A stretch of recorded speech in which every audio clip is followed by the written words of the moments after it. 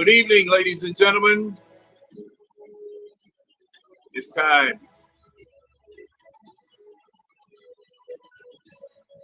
for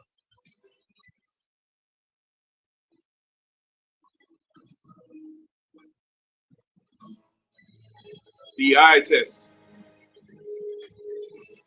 Welcome, everyone.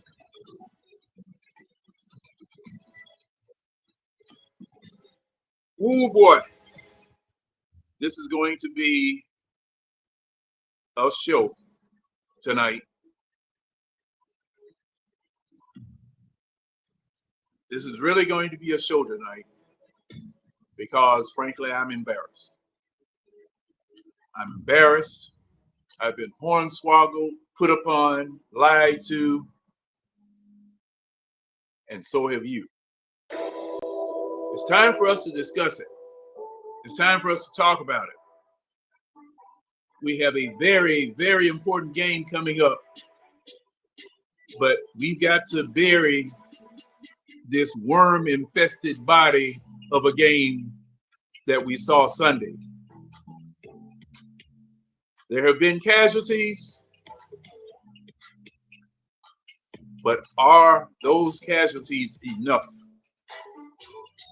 to right the ship, to set the tone, and cure what is ailing this team? You've watched it, you've seen it. It's time for us to really get into it. I'm waiting my panel. Come on. And first one up is Ron. What's up, John? What's going on, Ron? Just 19, man.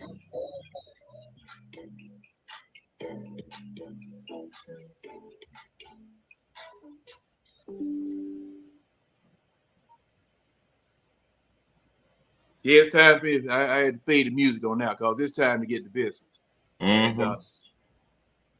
Oh, sounds like we're getting a little rain here now. I thought it wasn't coming until tomorrow, but I guess it decided to come now.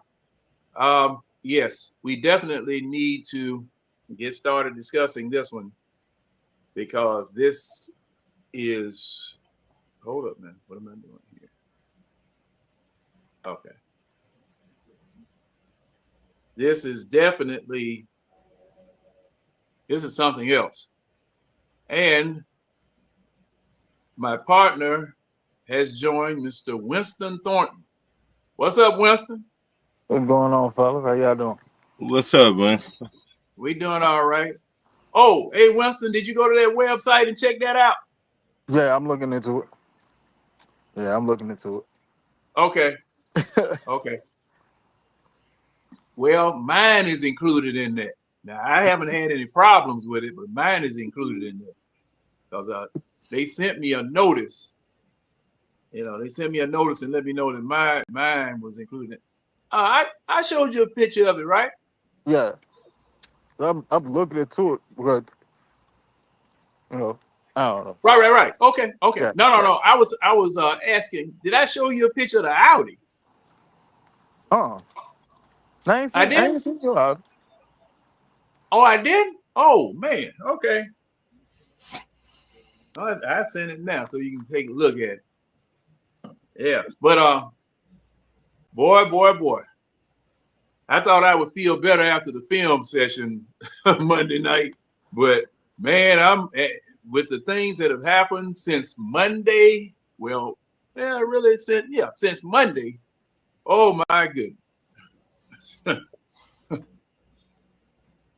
Oh man. But yeah, ladies and gentlemen, the Atlanta Falcons, just in case you were hiding under a rock someplace and didn't, your cable went out or your satellite went out and you hadn't spoken to anybody in about 3 or 4 days, let's bring you up to speed. The Atlanta Falcons were defeated by the Carolina Panthers 30-0.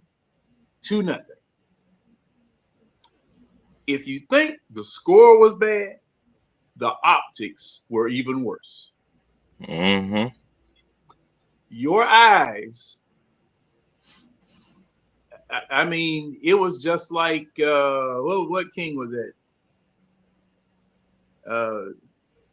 Zedekiah, Zechariah? Well, it was a biblical king. When Babylon took over Israel, they killed the man's sons in front of him and bored his eyes out. So that would be the last thing that he would see. Mm-hmm. And I certainly hope that nothing happens to me as far as football is concerned, because that would have been what I saw Sunday would be the last thing that my eyes would see as far as football is concerned. Mm-hmm. That was horrific. Mm-hmm. That was inexcusable. And see, the thing is, you run out of descriptive terms of disgust. Looking at a game like that and seeing how this game transpired, the abject unprofessionalism of the coaching staff, the ineptness of the players, the things that took place in that game were just, I mean, it was a collapse. The Atlanta Falcons imploded like I-85 after the Super Bowl. Now y'all tell me whether I'm right or wrong. You know, those of you in the chat, those of you on the panel, this was totally embarrassing. This was epic, an epic fail. People leaving here from Atlanta and see Atlanta to Charlotte, it's in between an airplane flight, except for those of you who got it like that, where y'all can hop on the Cessna and just vividly bounce up there, have lunch and Grey Poupon mustard on the plane and all of that type of stuff. Yes, yeah, you can do that, okay. But for most of us, it's a car ride, about 4.5, 5 hour car ride. And that's 4.5, 5 hours going up, 4.5, 5 hours coming back. Road filled with Falcons fans, along with everybody else. So, you're not going 75, 80 miles an hour. But if you take the time out of your day to go there, you take the time to spend your money and spending money and go up there and some mess like that happens. And then the ride back home, because they can't cook chicken wings like we can down here. They can't barbecue like we barbecue down here. And if you bought any of that stuff in the stadium, your stomach is totally upset. Mine is upset, and I went to the bar. My partner sitting right beside me, talking cash smack to a doggone Carolina Panthers fan. And see, now, I really don't engage in it myself because, I don't know what type of team I'm going to have that Sunday. So I really don't do too much until after the game. I talk about them like a dog. I talk about the opposing team like a dog after I won the game, But before the game, man, shoot, you taking your life in your hands and up here doggone bragging on the Falcons. And RJC, what's going on, man? Man, not much, man. I had to chime in out here at work, man. What's going on? What's going on, bro? What's up, man? Boy. See, Hey. I mean, it's been a long time since I've seen the team just collapse like that. I mean, it's woo-wee. I done ran out of cuss words, RJ. Y'all, I done ran out of cuss words. I can't, I done mixed all the cuss words I know up and said them different ways. And I'm going to tell you, though, I got to tell you, the problem is if your front office is bad, your coaching's going to be bad. If your coaching is bad, your players will be bad. It's just that simple, man. The front office has been horrible for 6 years, man. It's been horrible for 6 years. Everybody, I know everybody talks a lot about Raheem and he ain't good. But I'm gonna tell you who's worse is Terry Fontenot, man. That joker hadn't done nothing for damn near 6 years, but everybody keep giving him a pass. Everybody keep giving Terry a pass. And I'm here to tell you, if the Falcons if they end up being as bad as I think they are, which is picking in the top 10, Terry Fontenot gonna get fired because he traded our future away because we were told the team was supposed to be good this year. This was supposed to be a playoff team this year. So if we're picking in the top 10 without that first round pick, Terry getting fired, man. You can't justify keeping him. Him or Raheem, really, but you definitely can't justify keeping Terry Fontenot. I don't understand what the love affair is with Terry. Can I start you right there? Go ahead.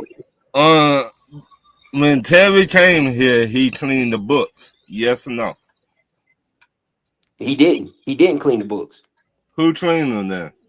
Nobody. The guys just fell off the books. Matt Ryan's contract ended. Julio Jones' contract ended. They didn't clear any books. He just waited for the contracts to end. That's not clearing the books. What do you call it? I call it waiting on the contracts to end. That's what I call it. Let me ask you this. Let me ask you this though. I work if you work in sales, right?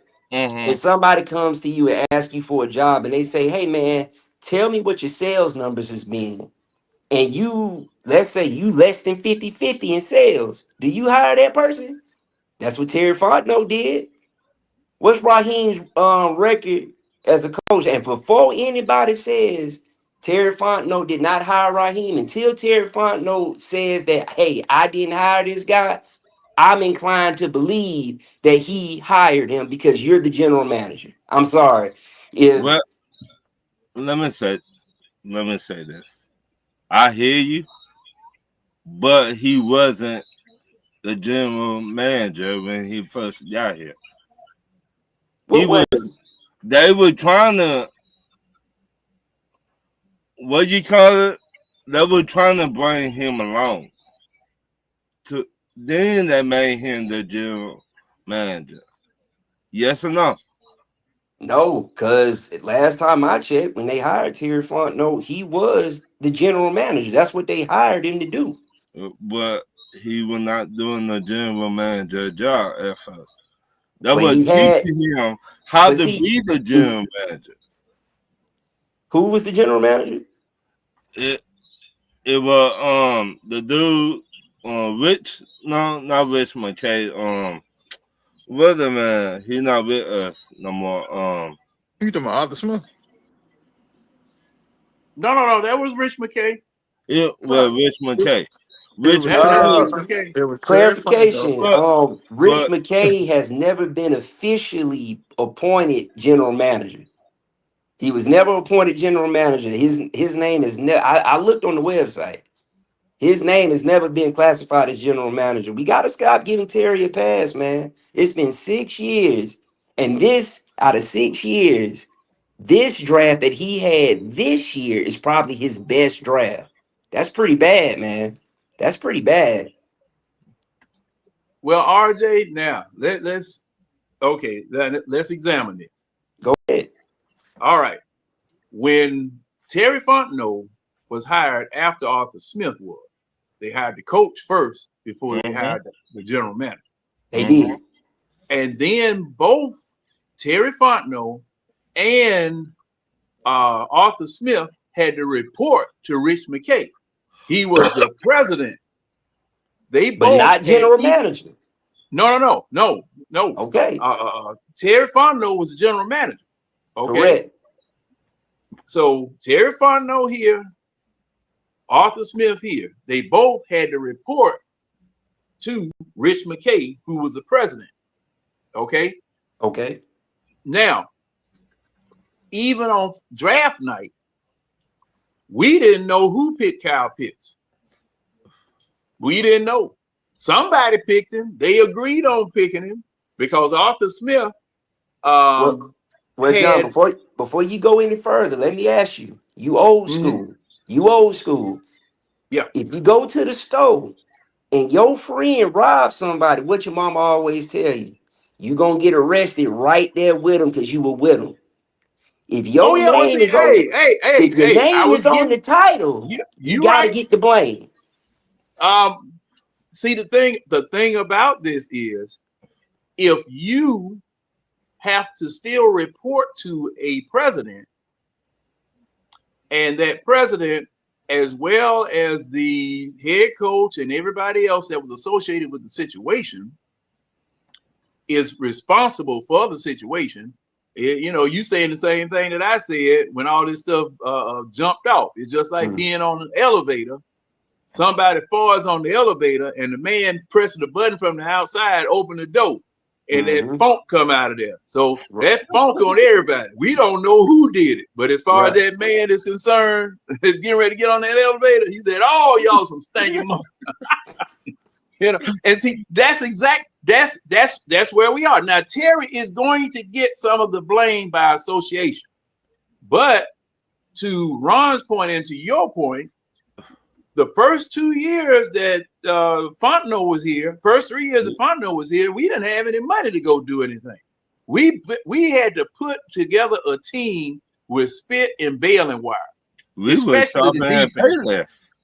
Especially the defense, because we didn't have any money because of Julio's and Matt Ryan's contract. Didn't have any money. Right. So this year was the first year we had some money. Okay, this is the first year in 4 years that we've had some money. Okay, so we spent this money on the defense. All right, spend this money on the defense. All right, now the jury is still out as to whether those defensive expenditures are going to, give a return or not. Okay. So far, we haven't been blown out because of the defense. Okay, so right now, game 4 coming up, we looking pretty good. You're looking pretty good at game 4 coming up. You still got 14 games to go. Still got 14 games to go. But right now, in my humble opinion, Raheem Morris did himself, his offensive staff, and everybody a disservice by hiring first-time offensive coordinator. Now, and also first-time defensive coordinator last year. Okay, you drafted a young quarterback. You're trying to bring a young quarterback along. All right, you hired a rookie offensive coordinator. You trying to bring him along too. Right.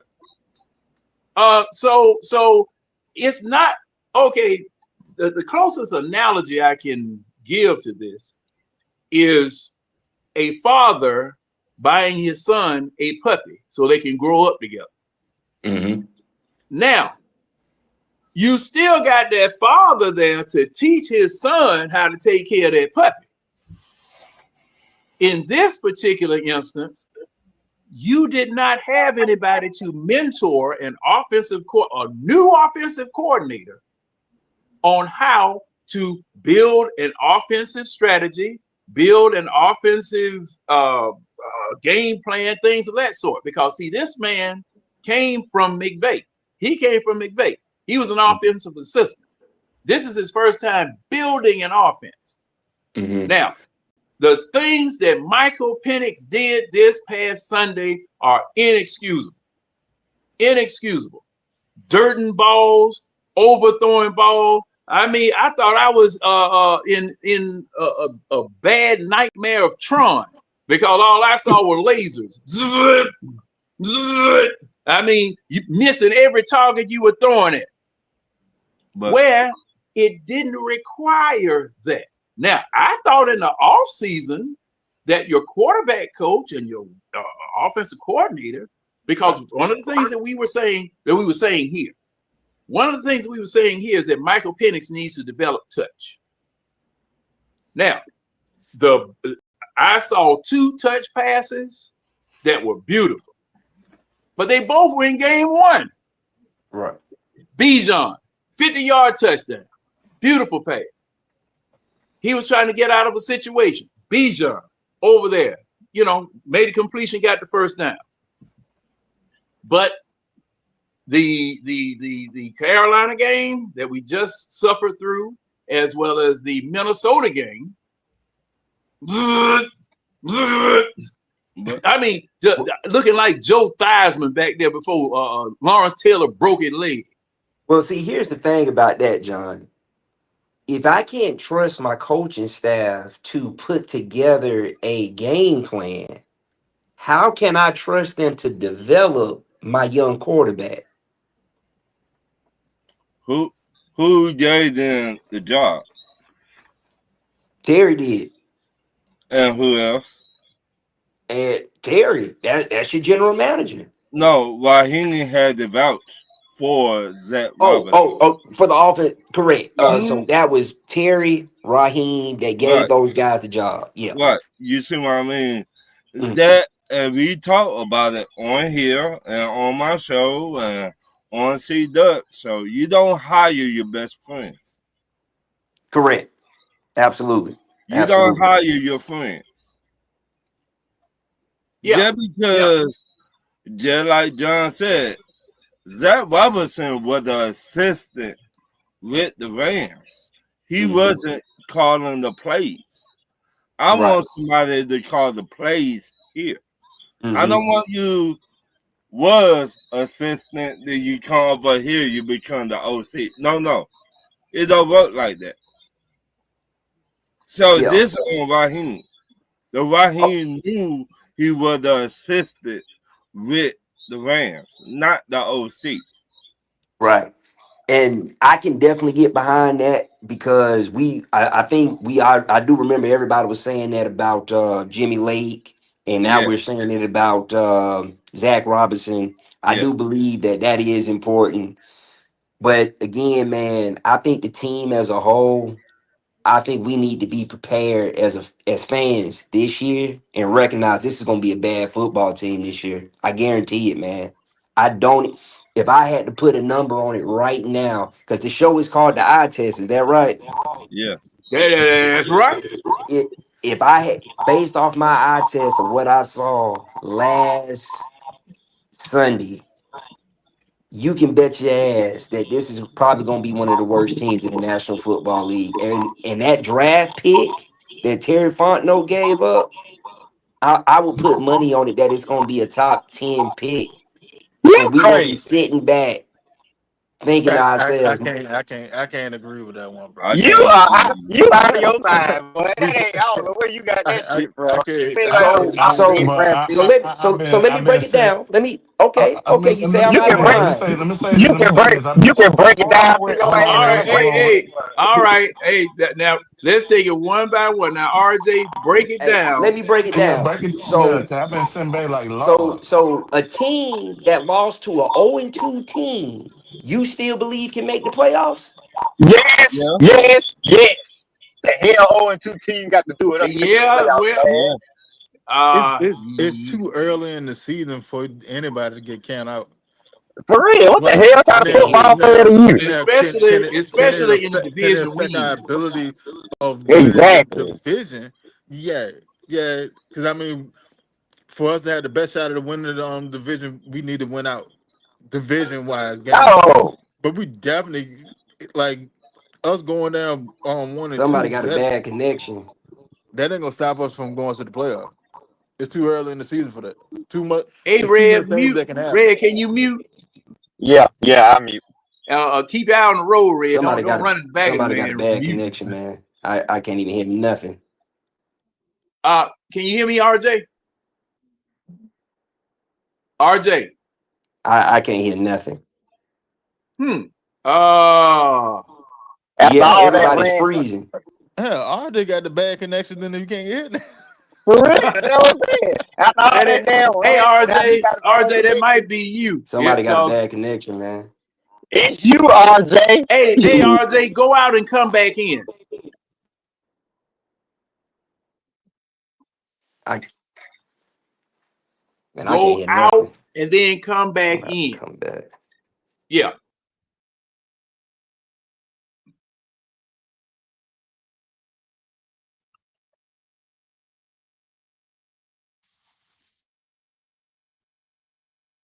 Yeah. Now, hey, Miss B done already done, she done RJ already trying to done put that pulled the on me. hook on him. Hey, Miss B, how you doing? John, did you mute yourself? No. Y'all can't hear John. I can hear him. Let me go out and come Hello. back in. StreamYard been tripping a lot Yeah, lately. that might be StreamYard. I forgot about that. Hey, Hey, John, Ron. you still? Look like Ron muted. Hold on. Let me check everything. Let me Yeah, check Ron everything. muted, Red muted. John, can you hear me? Yeah, I can hear you, Winston. All right. Yeah, StreamYard muted everybody. Man, what Yeah, the it's a hell? bad connection. Oh no, Red muted itself. Okay, let me go down the line. Let me go down the line here. James. Okay, James muted himself. Let me see. Ron, can you hear me? Yes. Okay. Red, can you hear me? Yeah, I can hear you. I'm at the stove. That's why I muted you. Okay. Winston, you can hear me, right? Yeah, I can hear all y'all. Okay. See, I don't know what's going on. Okay, well, the four that are here. Hey, James, go out and come back in. But I don't believe what RJ said. We still to make it to the playoffs, but we need to worry about the next game. We need to be focused on one game at a time. Yeah, And go ahead. No, you do, Joe. Yeah. Hey, Red. Miss B said bring her a bag of hot Cheetos. All right, Miss B, I got you. Hey, bring me a large Dr. Pepper, man.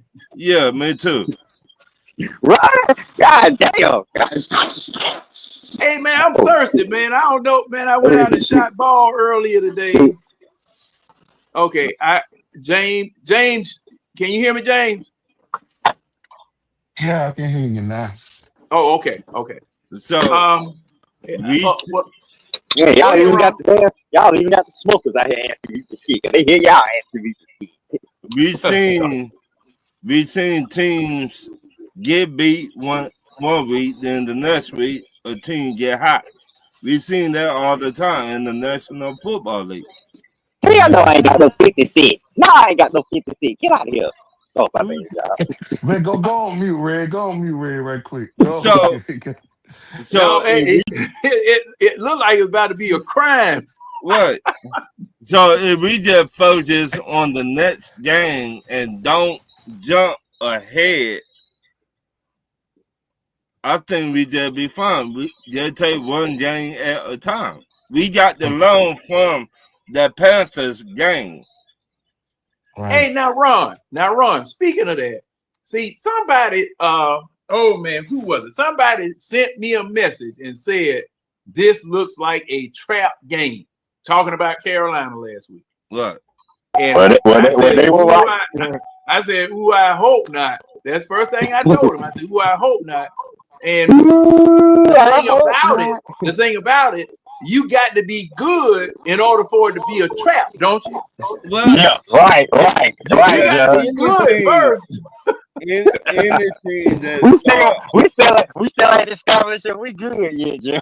Yeah, I mean, I guess you could call it a trap game, but I always thought that you had to be good and on the way to the playoffs and all that for it to be a trap game. Falcons don't qualify for trap games right now. Well, right now we just need to handle our business. Yes. We played bad in Carolina. Or whoopie do. Y'all pray for me. Got the cops behind me. See, man, how you pulling that seatbelt? That's what I'm doing right now. See? But Yeah, she better light my ass up. Please don't light me up. Go around me. Go around me, man. That's right. I'm about to get need shot. to be focused on the Washington Commanders game. Nothing else matters. We need to come out and hit Washington in the mouth. Shit, that Buffalo game, man. No, not right now. Well, see that'll okay. Now to Ron's point, we want to survive and get to the bye week. Survive and get to the bye week. If we, I mean, that's what I'm thinking. Survive and get to the bye week. All right. Now, we win the Washington game, and we will. I believe in our defense. Now, Zach Robinson, you gotta show me something else. But I believe in the defense. If we play like we did against Minnesota, hey, we got more yardage than Carolina did. But we gained more yardage than Carolina did, but didn't put the points on the board. Right, man. That's all it was, John. That's all it was. I'm gonna give you another thing too. With us sitting there scoring, well, not scoring, but putting up the points that we put up, you still gotta look at it too. Parker Romo took it and missed 2 field goals. If we went into halftime and that game is 10-6 instead of 10-0, you have an entirely different conversation because you can call your offense entirely different. Entirely different.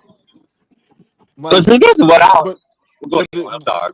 It's like you know what I'm saying. Like your grandparents used to tell you, shit roll downhill. When it start, that don't snowball on you, and that's what it was. We still put up yardage, we just ain't put on no damn point. Right. I look at the man. I look at the Washington game. If we get to Mariota, he will throw interceptions. But we got to get there.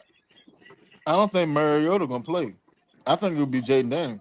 Cause Jaden Daniels practiced in a limited participation earlier today. That's why they sat him last week. You know he gonna play against Keenan, man. He gonna miss competition with that homeboy.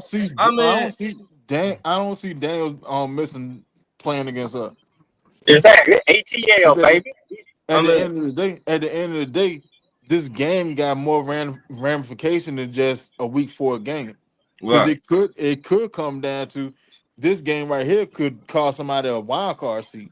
Right. We're gonna get a wild card. We're gonna beat Minnesota and we're gonna beat Washington. A lot. We need to focus on this game coming up. We are focused. We focus. Sure, we focus. We are. We are. But see this man, just like Winston said. Now see these past 3 games, Tampa Bay, Minnesota, Carolina. These are all conference games. That's right. These are all conference games. Now we will see Tampa Bay again, and we can split with them. Okay, Carolina we can split with Tampa Bay, but Minnesota is gone. Okay, Minnesota gone. That's a win. Same thing with Carolina. We can split with Carolina. All right.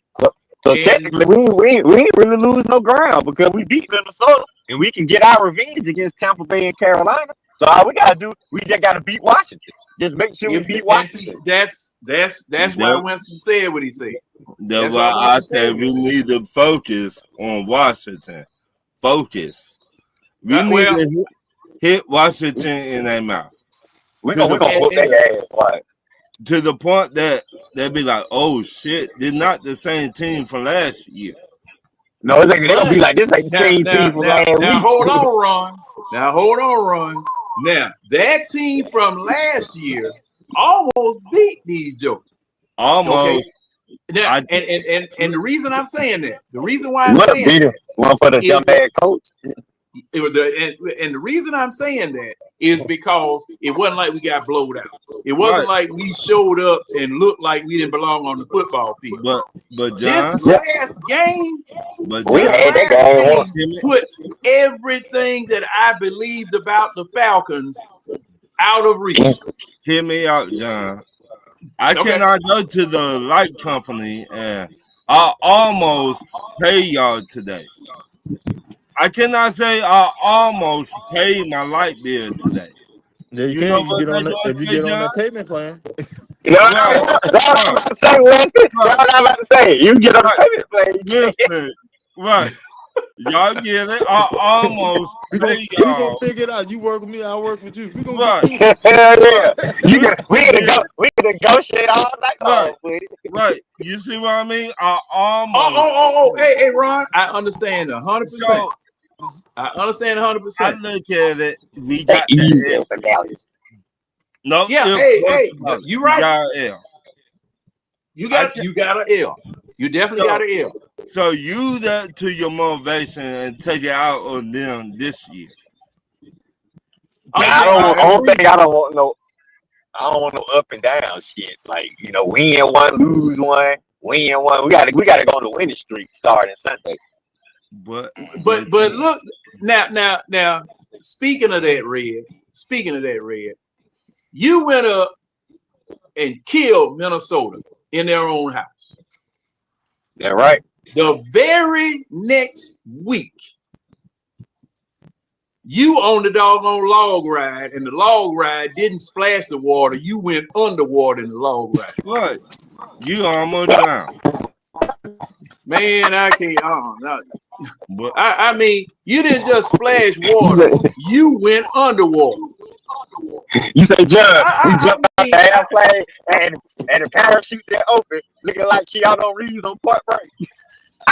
Yeah. I mean, that was just, man. I'm telling you. Hey, RJ, can you hear us? Yeah, I can hear you guys good now. Okay. It might have been StreamYard, the platform that I'm using to broadcast on. It might be doing everything because everybody stopped hearing everybody. But okay. You want to finish your point? Oh, so basically so everybody was saying I was crazy about the team going to be. We just disagreed a little bit with what you said. Hey, listen, let me explain to you though. Okay. If that first round pick does end up in the top 10, how are you going to feel about Terry Fontenot at the end of the season, bro? Without having that first round pick. He gonna be 5, so he ain't gonna need to have no feelings for him. That's all I need to know. But you said week 3 it's gonna be over with. We don't think it's gonna be over with. Oh, it's gonna be over with week. Trust me, it's gonna be over with week 3 because I'm gonna tell you what's gonna happen when that team falls to Marcus Mariota and the Redskins. Y'all are gonna be calling for everybody to be fired. Oh, we already doing that. Yeah, they're already doing that. Y'all are gonna call for everybody to be fired because let me tell you something. You let Washington come here with your old head coach and your old quarterback, and you lose that game. You can't tell me heads got to roll after that, man. Heads got to roll after that. Mariota ain't gonna play next Sunday, man. Y'all can go and get that out your head. Mariota's not gonna play Sunday. So you think they're going to risk Jaden Daniels getting another injury? Yes. Jaden. You mean risk it? That's the whole reason why they sat him last week. Yeah, as long as he's healthy, he's right. Jaden practiced today. That don't mean he's gonna play, brother. He gonna play against us, dude. He is gonna play against Michael Penix, man. You're not thinking, RJ. You got to think about this now. You don't think he gonna play against his buddy Michael Penix? Look at the time start of the game. Who said they were buddies? Who said they were buddies? They buddies. What was that, James? Look at the time start of the game. Ain't that a Sunday night game? No, it's a 1 o'clock game. No, it's 1 p.m. They should flex it to Sunday night, but it's too early for that. Nah, the Falcons played too bad last week for it to be a Sunday night game. Yeah, but see how we played on Sunday night against Minnesota. Shoot. Come on, man. We not gonna build up the Minnesota game with five You just field destined goals, to be bro. It's not negative. like we ran roughshod on them now. Come on. You just want to Yeah. be negative, don't you, RJ? I see that right now. So let You me just ask Oh, you. want to. absolutely. So let me ask this Absolutely. question. Absolutely. The Oh, team has been bad for we 6 shouldn't years. hit What have they done to make you feel positive? Why would you want to feel nothing. positive when the team has been bad? Until the season gets started. I'm a football fan. I want to see the season play out. Hey, Man, hey, listen. Red. Now, What's now, up, now, Joe? now, this, now, RJ, I'm gonna tell you this. I'm gonna tell you this right now. Mm, Arthur Smith has to get paid 2 more years here. You can't correct. fire Raheem Morris, and you already paying a coach for 2 more years, and then Red, you'll have to pay Raheem at least another 2 years, along with the John, new head coach. And I don't John, think Arthur Blank is eh, gonna go for that. let me Tell tell me, you John. something, man. I don't Red, care mute what a one more time billionaire for has me, to do bro. with his Red. pockets. You Hey, pay hey, whatever you need to pay to get this team winning again. You Whatever now, you said now, need to mute now, one. you do. don't pay. Now, I have never heard of a owner paying 2 former head coaches in the NFL and hiring another.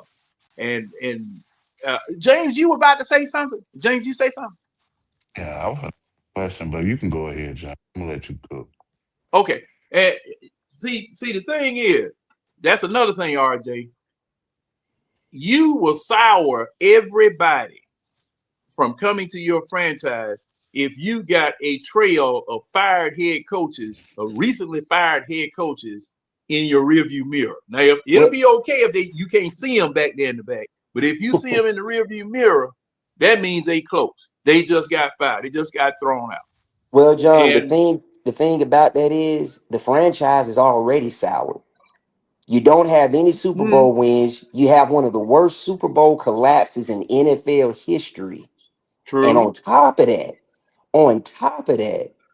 you have not put together a winning season in 6 years. The Mm-hmm. franchise is already sour. It's already sour. So what's a little bit more dirty milk? Uh, let me All ask right. you. No, Hold on, hold no, on. wait a minute now. Hold on, hold It, on, Run. hold you on, hold can't on, never hold say on, it can't get hold worse, on. RJ. You just Because saw that last week. along the same vein that you just sat there and said, now all of a sudden the franchise is sour. We've been through this before. You've been here before. So Yes, we if you have. ain't if you haven't turned your back on the Falcons before now, ain't no point in turning your back on the Falcons now when you got hope. That doesn't make sense. What's the hope, my friend? Explain the hope. All right. Well, you got two young pass rushers that look like they can get the job done. You got you got a elite running back. You have a talented quarterback that's in development. You got a good receiver. Overall, it seems to be a legitimate defense. When the last time you've been able to say that? When was the There's a last time lot I've to been be, at when was the last huh? time I got to say that the Falcons had a winning football team? I'll wait. The last time you had a legitimate defense. That was probably what 2016. So that's been about 7, 8 years ago. I don't see a lot of hope, man. I don't see a lot of hope, especially Let, not with a head coach that is a career loser. let me ask you this, Okay, so, RJ. so, so let me ask you this question. He's a career loser, right? Are you speaking as far as a coach or a head coach? As far as a head coach, Raheem Morris is a career loser. Look up his stats. Oh, Uh, yeah, that's true. That's true. That's true. That's true. I agree with So that. Ain't again, nobody knocking that. But all right, the same way you had that same hype 2 weeks ago, you can't allow one game sit there and sign you off of the team. Because the only thing Carolina did was run the exact same defense that Minnesota did. They just had better personnel to do it. here's They the ran the thing with exact same defense right. verbatim. They just had better Here, personnel. here's the thing with that though, and I want y'all to hear me out on this. Oh God. The definition of insanity is doing the same thing over again, right? We've already saw this same song and dance last year. I hear an echo.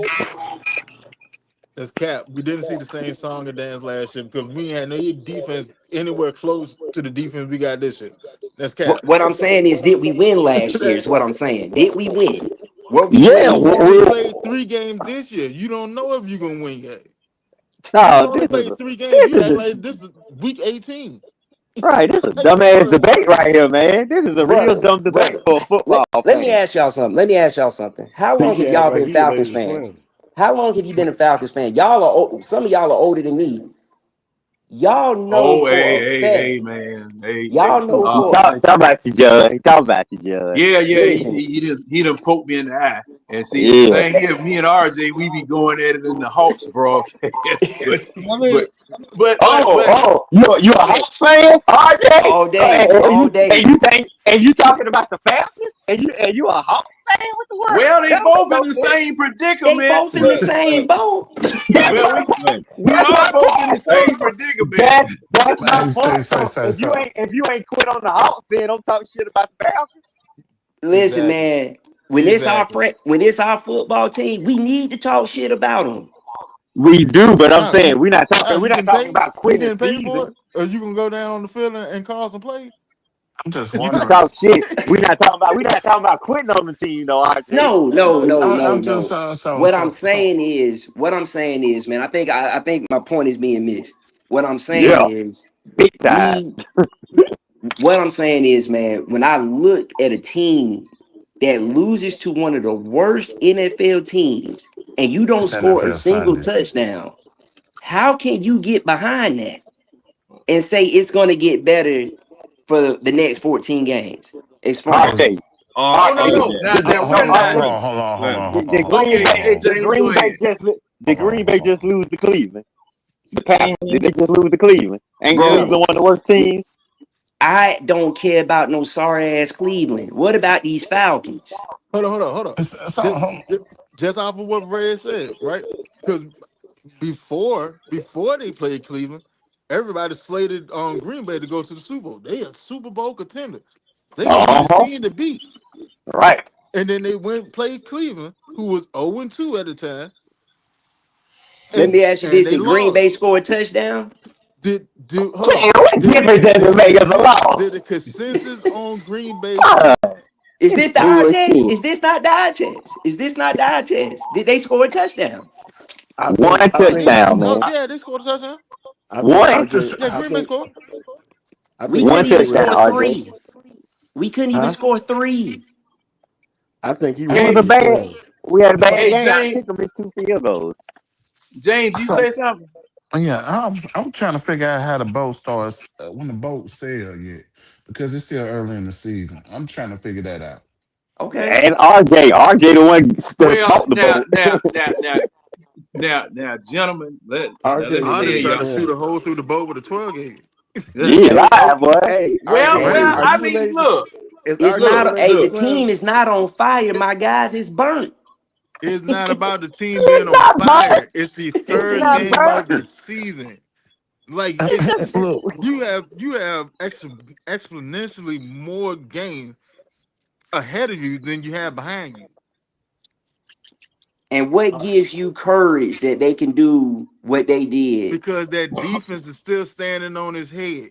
30 That's what points. gives me courage. So all we got 30 to do is tweak points. the offense and get the offense to catch up to the it defense. was the, it When the was last time 20 you've been able to 20. say that? We The When was defense the did last give time up you've been 30 able to say points. that? I can tell you exactly when it was. Because the The last time you defense was did able to give up say it 30 points, was RJ. the 17-18 season. That was the last time we went to the playoffs. And our defense was the ninth overall defense. That was the last time you've been able to say that. I need my offense to catch up to my defense. After that, and that defense started getting dismantled and everybody started getting hurt. That's when your losing season came about. Now when were the that so now we still have the second rated defense in the league in yards given. We Number two, average baby. only giving 220 some yards. When Number the two, last baby. time you've been able to sit there and say that? you right. Never, It has never, you Exactly. right. Like, It has bro, stop it. never. You're right. It has been a long time since you've been able to say that. But you know what else has been a long time? My Falcons are winning. They got a winning season. When was the last time you were able to say they got Dude, a winning season? we I just all told in you the the last same time we boat had a right winning there. season. Let, We I just all told let, you the last time we had a winning season, and I just told you what was the correlation to it. Now I'm sitting there telling you this: this season haven't been played out yet. Okay. Right. The You act like season the Okay. season hasn't been already played out happened, yet. man. so All And And you you right. got are you got let one me and passed let the me two. ask this judgment. question. You passed the Let me ask judgment, this and question. You ain't you even got made one it to the foot in. courtroom yet. Yeah, Man, I'm damn, talking we Dude, ain't about even got to a the case when courtroom ain't yet. even you been when you built don't yet. score, when you don't even have the That's one ability game. to RJ, One score that's one game, man. game. one One That's one game. game. one That's one field. game. Okay, okay. One Keep that game. Hey, same boy. energy next week. Keep the I'm same energy next week. well, I'm gonna We have it. don't And keep it every week. don't keep it. Don't keep it every week. Let me say something here, bro. And Go ahead, James. I'm just gonna be honest about it, bro. It's like you at a pool, bro, and you just you drowning already on the 3 foot end, bro. I'm just gonna be real, bro. Okay. Relax, Somebody come get him. relax, because for the I simple ain't fact gonna get it. is, I'm gonna let RJ drown. The team's for the already drowning, baby. but the team ain't drowning, bro. The team ain't drowning. The RJ team. drown. I'm gonna Hold on, y'all. Hold on. The team ain't drowning yet, bro, because it's too early in the season to say a team is drowning. We barely going Okay. into week 4, and we all in panic mode. We not acting like their quarterback is still gonna have mistakes on. He gonna still have mistakes. He gonna struggle. He's still learning the position in the NFL. He only played 6 games beforehand. On top of that, they making the proper adjustments with the coordinator being on the sideline, even though we've been preaching on that for the last year. So they understand the sense of urgency of what's going on, so they trying to make the proper adjustments. So that's why I'm not in a panic mode, because we got to see how it's gonna play out first. Okay. Hey, I respect that. To me, man, it's burnt. But we'll And see. how can a house be burned when the match ain't been lit yet? Oh, trust me, it's lit Hold up and it's now. on fire. Hold up now. I'm talking about for this season, bro. I'm not talking about for the prior years, because that part, yeah, that's true. But I'm talking about for this season right now. Okay. All right. I hear you Because for the guys, simple fact man. it is, bro, we jumping in panic mode too soon about certain issues. Pennis is gonna struggle. Pennis ain't gonna have every game that he's damn near perfect. Even though he fucked it up in Carolina, he's still not gonna have that fucked up thing on a week to week basis. We gotta relax. Okay. I hear Can you you, hear man. me? Hey, listen, man. I hope for y'all's Can you sake hear me? and mine that I'm wrong. But Who talking? I've been watching this team a long time, man, and I can tell when this shit has hit the fan. Uh, look. You could be right, but ain't nobody finna just stop. Ain't stop cheering for their team after 3 games, man. It ain't no fan base in the league that's gonna stop cheering for their team after three Well, games. here's the thing, Red. I never said stop cheering for him. Matter of fact, I got tickets to go to the next home game. Bruh, I bet you do. I no, bet you do too. I don't never stop cheering for the boys. But what I'm saying is, man, Go ahead. this What you team saying, hasn't given me this team hasn't given me anything. They haven't shown anything where I can believe in them, bro. That's all I'm Well, saying. look, I get it, dog. I know the season just early and we disappointed. The offense was supposed to be a juggernaut, and right now it's looking like junk. Dog, we all on the same page with that. But at the same time, it's just 3 games. RJ, we were 1-3. We were 1-2 after 3 games last year, and after 9 or 10 weeks, we was in first place, getting ready to head to the playoffs. If you know who didn't lie to us, so technically. And then check that out. Check this out, RJ. We were 1-2 last year, heading to the playoffs at 6-3 after 9 games without a good defense. That was without a good defense last year. Now we got a good team. RJ, it's an easy fix, man. All we gotta do is put points. Start Okay. I scoring some touchdowns. I We saw moving the ball. I cut out for a second. I had to fix some things. Uh, what was said after that? I'm sorry to I cut was just everybody I off. was just telling RJ, just You gotta relax out there. We on the same page as far as the disappointment and the way we looking and stuff like that. Trust me, RJ, you better add these folks. I dog this team out. I will dog this team. I'll be more negative than you. But you think Hey, I'm a Red, goddamn I watched you go in on this team, and that's why I say oh, I'm okay, so not. you know. You Yeah, I know, know. you know how I am, dog. Yeah, But I'm saying I can't do that after 3 games, and then we come back and beat Washington, come back and beat Buffalo, go on the winning streak, and everybody say we were done after 1 and 2, sitting back looking crazy. you right. You right. I'm gonna sit back. I'm gonna I watch don't it, believe in Raheem. I know how you feel about Raheem. Trust me. bro. Now I just all that. Go ahead. it's I know how you feel about Raheem. dude. I just can't. So so It's so so and here's my thing, guys. It's not the players I don't trust, man. It's the coaching staff I don't believe in, so let me particularly the Yeah, offensive I knew side of where the you were ball. going with. I knew where you were going. I but say- I just I but can't I got believe in them, man. but see I got my offensive coordinator on the sideline now so that he can correlate with my quarterback now. That But makes see, a What you big yeah, think ass. about that move? Hold on. That yeah. makes a big ass difference to me because for the simple fact it is, his his wrinkle head ass shouldn't have been up there in that damn impressed by in the first place. Because as a coordinator, you need to be coordinated with the quarterback, especially when you have a rookie quarterback at that.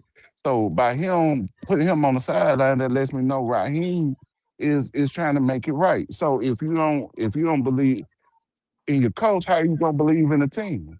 That's my understanding. I still believe in Radio Raheem even after all the fuck up. Because for the simple fact, I believe in the Falcons. I believe the Falcons can get it done.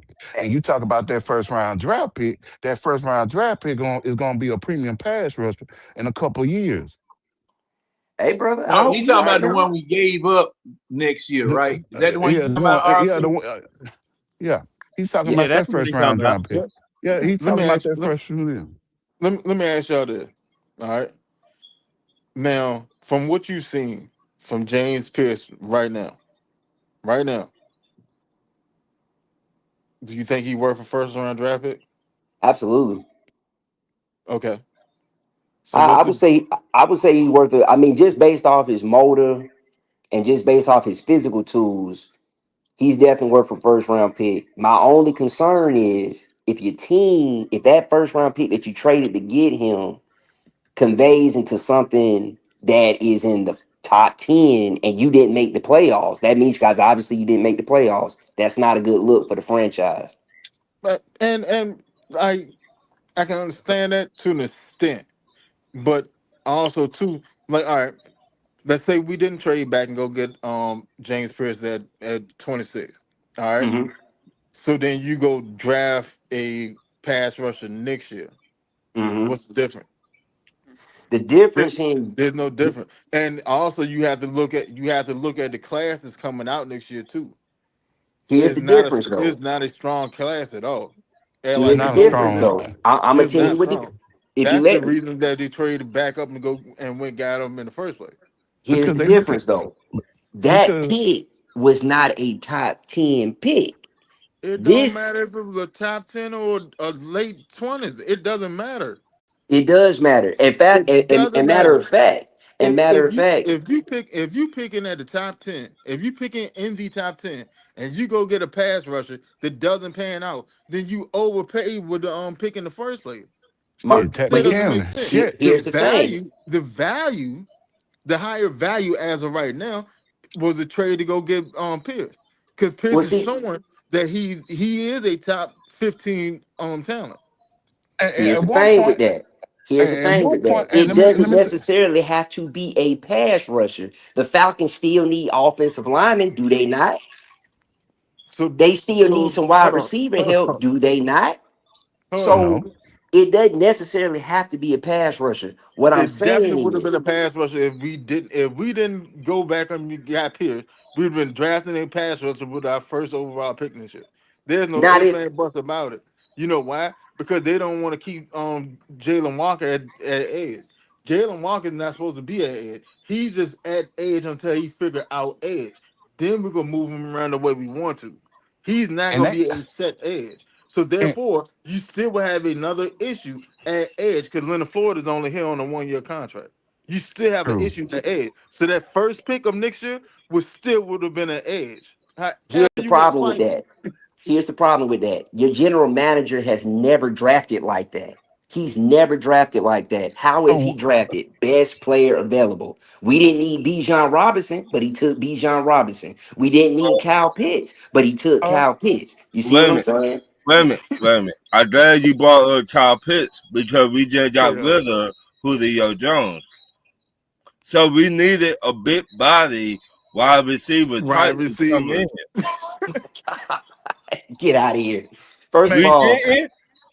We if first of didn't. all, first of if all, we didn't have putting Kyle Kyle Pitts Pitts, in the same conversation as Julio Jones is if we blasphemy. did not have No, no, That's no, no, blasphemy. he no, didn't I compare the agree. two. I agree, RJ. no. He What compared I'm the system. saying They had the is, Ray. He's he didn't not compare the saying that. talent. I'm not He's not saying that, He's Ray. not saying that at right. all. I'm He's not talking about comparing physical that talent. stature. Just as a figure, yeah, because in the Arthur Smith scheme, he always wanted tall receivers.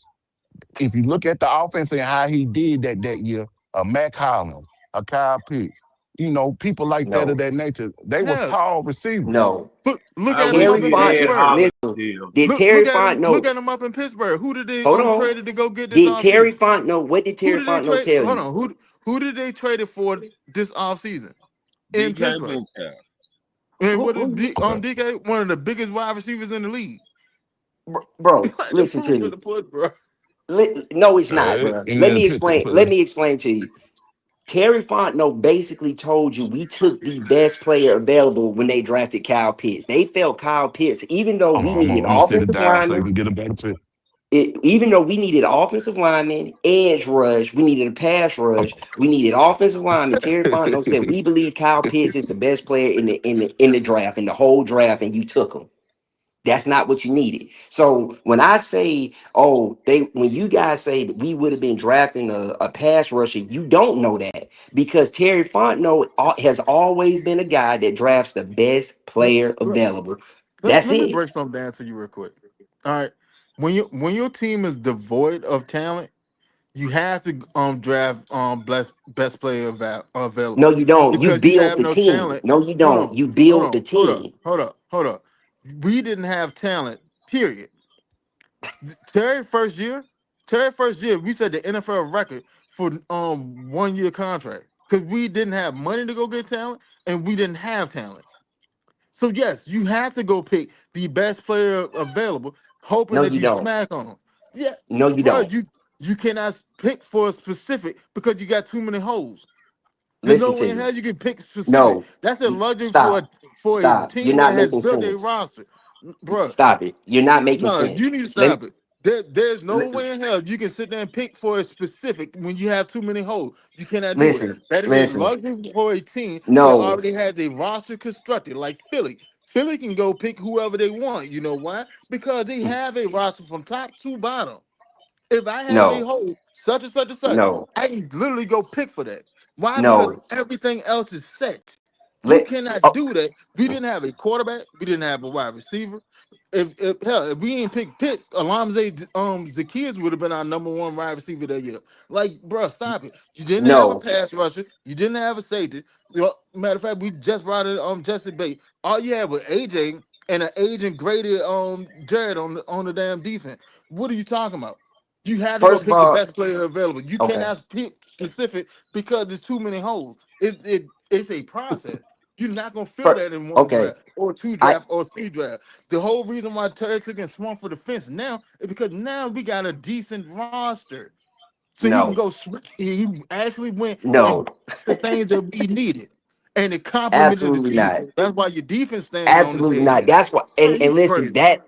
Let me You explain something crazy to as you. hell. That logic you're using right now, that explains exactly why the Falcons are one of the worst teams in the National Football League. Oh, so Let me break it down for you. I'm gonna break it Before down you for you do real that, easy. RJ, Philly, before you do Are you that, a Philly built, fan? bro. I'm a huge fan. What I'm You don't saying sound is like the it. team is Dude, the team is poorly constructed. First of all, you don't go when you're a team devoid of talent, you don't draft best player available. You need to build a football team. That's not drafting best player available. If you don't have a good off, because everything starts in the trenches, right or wrong. Build the trenches first. And then once you start to build your trenches, then you can get the razzle dazzle pieces that you need to make a complete football team. That's how Philly did it. They built a team first. Those big boys from Georgia, yeah, those are trenches. Those are not sexy But picks. Tight end, how did sexy they pick pick. him? How did they pick him? I could have sworn they didn't come out in the same draft, right? So they went and got the Dude, best player available, who was who? Jordan Davis. That was Jordan Davis no, they had the pick. didn't. That's Cap. That's Cap. Jordan Davis was the best value pick when he got drafted. Stop it. Bro, they Stop drafted it. they Then they turned drafted around and did the Jordan same shit with Davis goddamn because that Jalen was a Carter the need. following year. Stop it, That bro. because This that was a shit sound good. need. Stop it. That was a need for Philly. That was a need for them, dude. That was a How the hell it need was a because they. how was the lead? They said I'm gonna explain it to you. Brandon They had Fletcher. just lost. I'm They gonna still explain had it it. to you, bro. If you This be shit quiet, I got can They stop. explain still it to had you, This they shit still got had stop.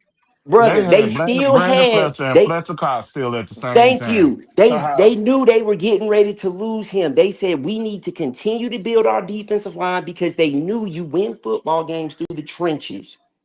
That's why they went after and got Carter. That's why they got Davis. Somebody who every Falcons fan was like, bro, that's who we need to go get. And what did we do? Pass on them. But I digress. All I'm saying is this passing team, on bro, pass but RJC, but passing on gave you a 1,400 yard back though. is that translating into winning though? Nope. So how do you Exactly. so how do you You can know get, picking listen, hold it on, So listen. Jalen How Carter do gonna you win you a know Super is Bowl by itself? that's what I'm trying to figure out. Is Jalen Carter gonna win you a Super Bowl by itself? I'm trying to Jaden, figure out. Jalen Carter Yeah, is a I piece. could have sworn Philly had the best overall defense. I could have sworn that happened. That's a And is Jalen team. Carter not a That was a big piece of team that victory. defense? Is he not a big piece of that defense?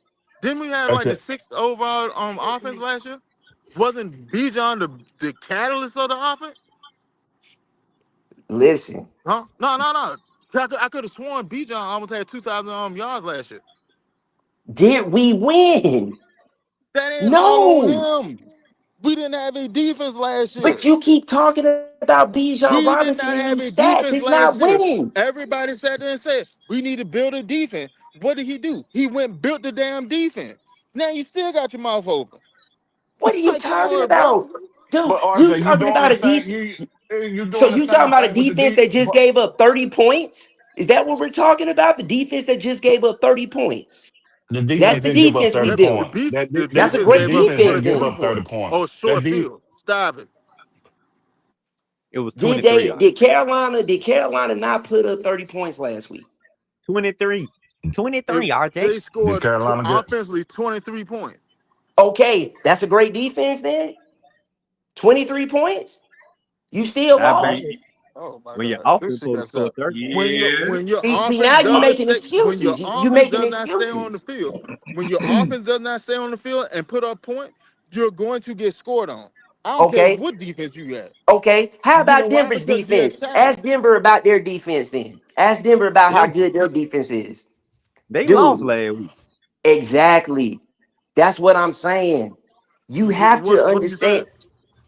So, what I'm getting at is you put so much emphasis in the draft into the offense, and the offense is not giving you anything.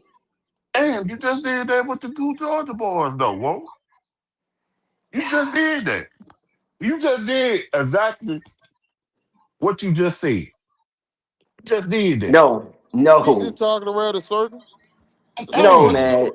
Like the, a the, ring the around the problem the rosy type problem of is, issue. man, listen, man, the problem is, man, you're too much of a fan to recognize that we haven't built a good team. You're too much of a fan to see that the team is not constructed well. That's plain as day to see. Because if it was built correctly, you wouldn't have these offensive line issues. You wouldn't wait until season 6 to try to draft defensive linemen in the first round. You wouldn't wait. You wouldn't go out and draft a tight end number 4 overall when you had Penei Sewell, who's probably one of the best offensive lines in the game right now. So my point is, You're So talking whose about spot talking was in whose circles. spot was Penei Sewell gonna take? What are you If he talking had about? drafted Penei, Penei Sewell could have who took any of them offensive linemen's jobs. What are you talking about? Penei Sewell is one of the best offensive lines in the league. I'm not saying that. I'm not negating that. He's from Oregon. I stand behind him 10 toes. What I'm saying is this: whose spot on the offensive line he was going to take? That's simple. He could have took that right tackle job from Caleb McGarry because we You all just talked paid about how. Caleb. We just paid Caleb McGarry. So again, whose spot was he gonna take? So what? So whose So spot was he gonna what? take? He could have took Caleb McGarry's spot. I don't care if you paid him or Man, not. this ain't Madden, bro. This is not Who's Madden. talking You about Madden? Who's you're talking not gonna about sit there. Madden? You're not gonna sit there and pay somebody and then sit there and Why the draft hell somebody to not? take his spot at the same time. That's a dub. That is not happening. No, no, that's called an insurance policy. That's what that's called. Insurance policy. Come on, I'm not dog. Let's be investing. for real. Bro, we I'm not we investing literally over just 30 caught something flack million for that dollars. for doing that shit with Kirk Cousins. Y'all act like it's If he y'all had did money. this shit twice, if he Now, had did that now, shit twice, so if he had so did that you shit twice, draft his ass would so got fired. so with that same logic, you talking about the Exactly. same team who paid another quarterback 180 something million dollars and then drafted a quarterback right after they paid him. So I you just telling me sat there we and said it. I didn't I just say that? so so I could have so sworn I just again, said it. so again, we couldn't pay another offensive lineman? Come on, make it make sense. Oh my god. But I'm anyway, man, saying I got to get back to work, man. This was a good debate, man. I hope we win next week, man. Keep it cool, man. All right, RJ. Appreciate you coming All right, through. man. Yeah, y'all be I easy, see. man. Yes, sir. Yes, sir. That's who the Atlanta Falcons has to convince this coming week that this is the team they should be rooting for. Fans like that. See, we may disagree. We may disagree all to high heaven with what he's saying, but his bottom line is Willie's, not Louis and not Tony's. He wants wins. And a lot of your fans, and see, that's why I, always get at them, get at the Falcons the way that I do, and say, you can't do your fans like that. You can't do your fans like that because a lot of people, we see that it's not time to just give up on them 100%. We see that. We understand that. We realize that. However, when you see something as embarrassing as it was this past Sunday, and you're sitting in a bar with your Falcon stuff on and you're rooting for the team and you're talking junk to somebody sitting beside you who has on the enemy jersey, man, it's hard. It's hard.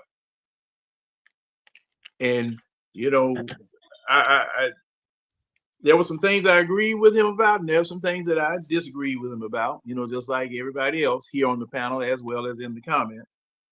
You had I saw Tidy and Keeley and Chief, they were listening. But see, those are the fans that you have to convince. Those are the fans that you have to convince to buy those doggone season tickets, to buy those individual game tickets, things of that sort. Those are the fans you have to convince. And with this situation that we're looking at right now, that's going to be awfully hard. That's going to be awfully hard because in order for you to have faith, you got to give me something. You got to give your fans something. You got to give your fans something to hang their hat on. And you got to give your fans something to work with. Because you remember I asked you guys a question some shows back. What about the Atlanta Falcons could you sell to someone who was looking to root for a football team? What could you give them? You can give them all of the hope and the intricate things that we know about the team because we talk about it and we discuss it all the time. But some people don't want to go that deep. Some people don't want to go that deep. Some people just want to win. Some people just want somebody who look like they're going to go to the Super Bowl. Some people just want to be able to be proud of wearing that jersey. And 9 times out of 10, that speaks to a lot of the fans. You know, and $2 hot dogs and pretty women. Yeah, that too. Because see, thing is now, if you're in the bar, some of your people in the bar of the female persuasion, they know a little bit about football. And if you don't have the right kind of uniform on, you in for a long day, especially if you're talking some junk. Now, after we got through talking Monday night in our film session, some things took place the next day. Wide receivers coach, Mr. Ike Hilliard, I remember him, he used to play with the Rams. I remember seeing him as a wide receiver. He used to be a Florida Gator. Old Florida Gator, right? Yeah, I think so. I just remember him from the Rams because they used to beat us like a drum back when we were in the NFC West. And I think he was on the team with oh man, I had that man's name on the tip of my tongue. The running back from SMU, Mr. High Step, the original High Step. Y'all know what his name is. Or did he play with maybe I'm talking about somebody else. I thought he played with let me look at Ike Hilliard. Because I remember him playing with the Rams. He played with Tampa Bay. He played with the Giants, I think. Now he could have played with the Rams, but I don't know how many seasons. I know he played with Tampa Bay and the Giants. I'm gonna look him up right quick. See, I might have him mixed up with somebody else. Well, they say he just played with the Giants and the Buccaneers, so I have him mixed up with somebody else. Oh, he didn't play with nobody else? Yeah, he just played with the Giants from 97 to 2004 and then went to Tampa Bay from 2005 to 2008. I made a mistake. Who am I thinking about? He was on that team. Right, matter of fact, he was one of Raheem's old players. I'm trying to think, who am I thinking about? At any rate, well, they fired Isaac Bruce. No, this was before Isaac Bruce came. This was oh man. Well, at any rate, I'll think of it in a second. It'll come to old man in a minute. But you fired your wide receivers coach. Scapegoat. That's my question. What kind of move was this? Desperation. It's desperation. I mean, like, somebody call Ike Hilliard. I want to ask him. All right. Now, could he have been fired? Yeah, because wide receivers, it looked like they won't understand the leverage and getting in position and stuff. So I can understand them sitting there saying it's performance based, but if we had put up some points or whatever, Ike probably would still have a job. I ain't gonna lie to you. So it's 50-50 both. Because if you look at it, if you actually go back and look over that game, there's plenty of times when receivers just weren't in position or they look lost, and that's part of his job. They not understanding the leverage, how to sit down in the zone, find a weak spot in the zone, all this stuff. Like that's his job. That's literally his job. So I can get it when they sit there and say that it is performance based, but it got some scapegoating to it too. I mean, is everybody else on the staff doing their job to 100%, or are he gonna be looking and evaluating them too? Because, like I say, you gonna let your man Ike go, and it's a man that you know, it's a man you go back with. I can see if you didn't have a relationship with the guy, but you go back with this guy, and they say Ike was pretty pissed off when it happened too. So, you may have just lost. When what happened? When what happened? when he heard that he was escaped, when he heard he was no longer Oh, employed. okay. Hey, yeah. I don't know if they had to drag him out the building or what. Now, escort him out the building, but all I know is he wasn't happy, and I'm just like, man, this is to me. This move don't do anything. You had already done the moves we thought was necessary when you brought Zach down from the press box to the field. I mean, I just don't think it was time to put nobody on the On the unemployment top line. block. You gotta think. No. You gotta think, man. The man got families. These coaches got families and whatnot. So when you make that move, dude, you better be damn sure this was the move that needed to be made. And I don't remember anybody saying our wide receiver coach got to go. I heard him say the OC got to go, but not the wide receiver coach. Well, I mean, like his job is literally develop wide receivers, show them how to get in position, how to run routes, how to block, how to find leverage in in the zone, how to explore the zone, all this other stuff that should be second nature. So the wide receiver and the quarterback is on the same page, they're looking at the same thing. So in that aspect, they won't hit him. I ain't gonna lie to you, they won't hit him. But it's only the third game. Like the Right, you spot, have a talk with him then. You say, look here, Ike, I need like, my receivers to be doing this. I need my receivers to be doing that. Now, I'm putting it on you to get it done, buddy. Now, after a couple of games, like say, okay, I'm gonna tell him that before. I'm gonna tell him that after the game. After I look at the Carolina tape and I say, okay, receivers were having some issues. I'm gonna call Ike into the office, or I might just go into the receivers room with Ike in front of the receivers and tell them all, do what I need to be done. This is what I need to be going on. Now, if you look up 2, 3, 4 weeks from now and you still seeing the same thing, okay. But at least you would have already gone, but it gave them some type of warning, or at least let them know exactly what you need and exactly what you want from him. But to just come out of nowhere and blindside him with a yeah, termination, that's that bullshit right there. That's the type of shit, John, that burns bridges in the NFL. That So let me ruins ask you this. relationships. Let me ask you this. Go ahead. How we know if it's blindside?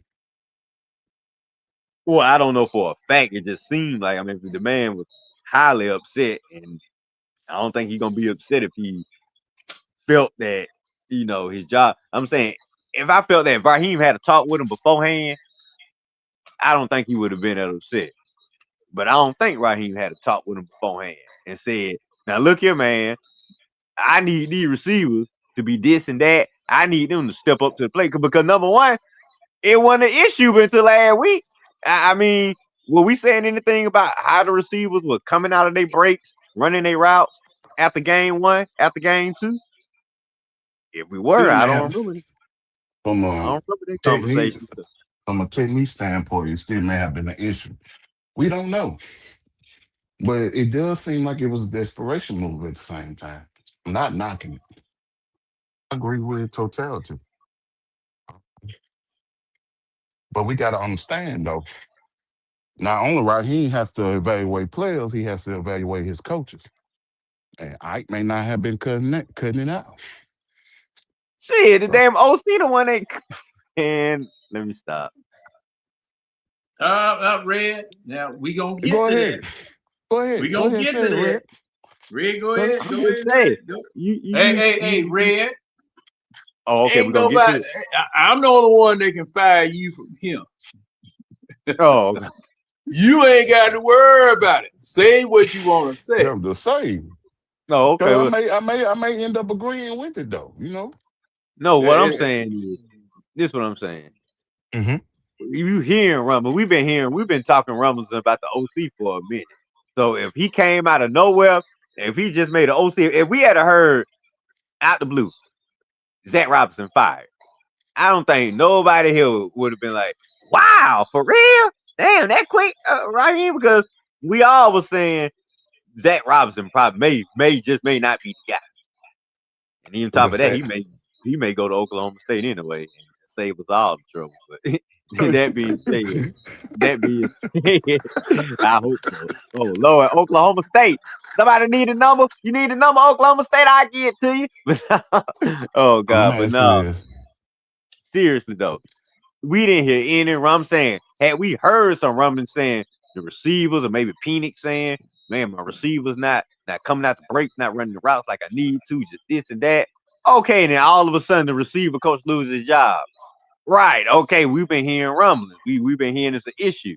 But all of a sudden, we get beat 30-0, and all of a sudden you fire the receiver coach as if that's the reason we got beat 30-0. Mm-mm. No, man. I ain't buying that.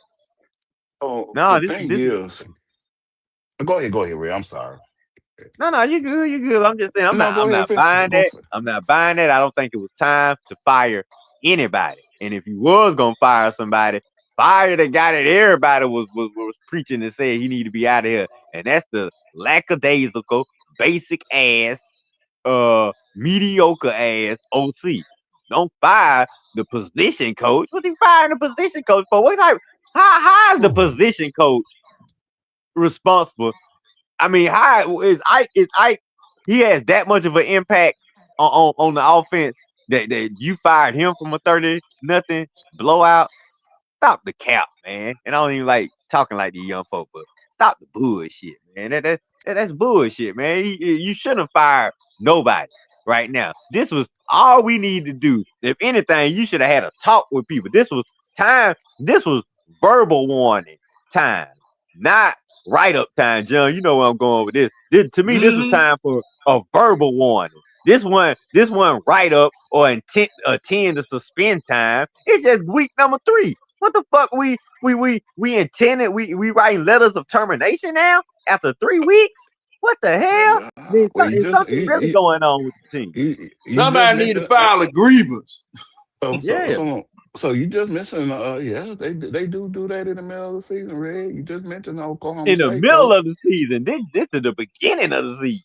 Well, this is the beginning of the season, and Mike Gundy is looking for a job right now. So, Well, Mike Gundy, they ass has been losing now. I'm saying Mike Gundy been overachieving, underachieving for a few seasons right now. So he should have saw the writing on the wall. And on top of that, another coach that don't believe in the transfer portal and all the Neil money. He one of them old school guys, and shit, all the yes he old do. school guys. Yes he do. He believed in it. He got his fair share at the transfer portal. I promise you. Well, he getting the Uh, wrong. Well, he paying the wrong guys. so, so you should have said that they should have fired Zach, right? Or if If it was anybody should have been, anybody, if it was anybody should have if it been was fired. anybody that should have lost their job, or somebody who job, or someone saying, if it was somebody who we wouldn't have been like, we wouldn't have been surprised, we wouldn't have been Hmm. caught off blue, we wouldn't have been like Hmm. this came out of nowhere. Zach was the guy, not Ike, Oh, okay. Let me see Zach because I don't think, resume. I don't think, I don't think, I bet if you ask all our receivers right now, you think Ike Hilliard was a bad coach, or you think Ike Hilliard was holding you guys back as receivers? I bet all of them say nope. Watch the look. Yeah, well, the players gonna put it on themselves anyway. You know, Yeah, they really went. Oh, go ahead, James. hey Winston, let me ask you a question, bro. Yep. Hey, what did the offense finish in 2024? What was they ranking in 2024? Were they a top 10 offense? I had that. They were. Yeah. Last year? Well, Yeah. yeah, last year, right? Mm-hmm. So yeah, top 10 offense. He had a slot by quarterbacks. Uh, yeah, he dealing with a right tackle issue right now. No, our offense led. Hold on. What in the world? I get the wrong thing. Okay, we were 13th in points, 6th in yards. 16 months, okay. Yeah, that's We it. were And we 6th in see. yards game. We had 6,200 yards uh, 62 of our offense, and we were number 13th in points. number That's because 13 point. we want to score in touchdowns. Yeah, Yeah, let me top. see. We had It's we had still top 21 15, Red. touchdowns. Say what? Excuse me. I'm sorry. It's still top 15 in points. You Yeah, know, yeah, yeah. yeah, Well, top six mhm. in Yeah, yards. They top go six by in Yeah. yards. yards. But do we, and if anybody got fired, Zach Robinson should have still been fired. Him and got what? Maybe. Well, Hey, personally, James, I don't yeah. think anybody should have been fired. That's my point. I'm But just I'm saying. saying, you, I get what you're saying, but I'm saying out of all coaches, Zach should have got fired. If are you, anybody should have been fired, Zach should have been fired right then and now, right? are you asking me or are you telling me? I'm asking you. Uh, if you were gonna fire somebody, if you really think it was a change needed. But personally, I don't think you should have fired anybody after week 3. That's my hope. I don't think nobody should be I'm fired getting after that. week 3. I'm getting that portion, Red. I'm getting it. Okay. I got to. I agree with you on that. Okay. I agree with you on that. Anybody should have Tonio, got you fired. want to chime in on this one? Hold on. If he can put the damn joystick down for a change. So the thing is, and what I'm saying is Oh, that James, I'm sorry. the Go. thing is, and what I'm saying is, even though it's been lackadaisical, and I get the picture and everything, he should have still been.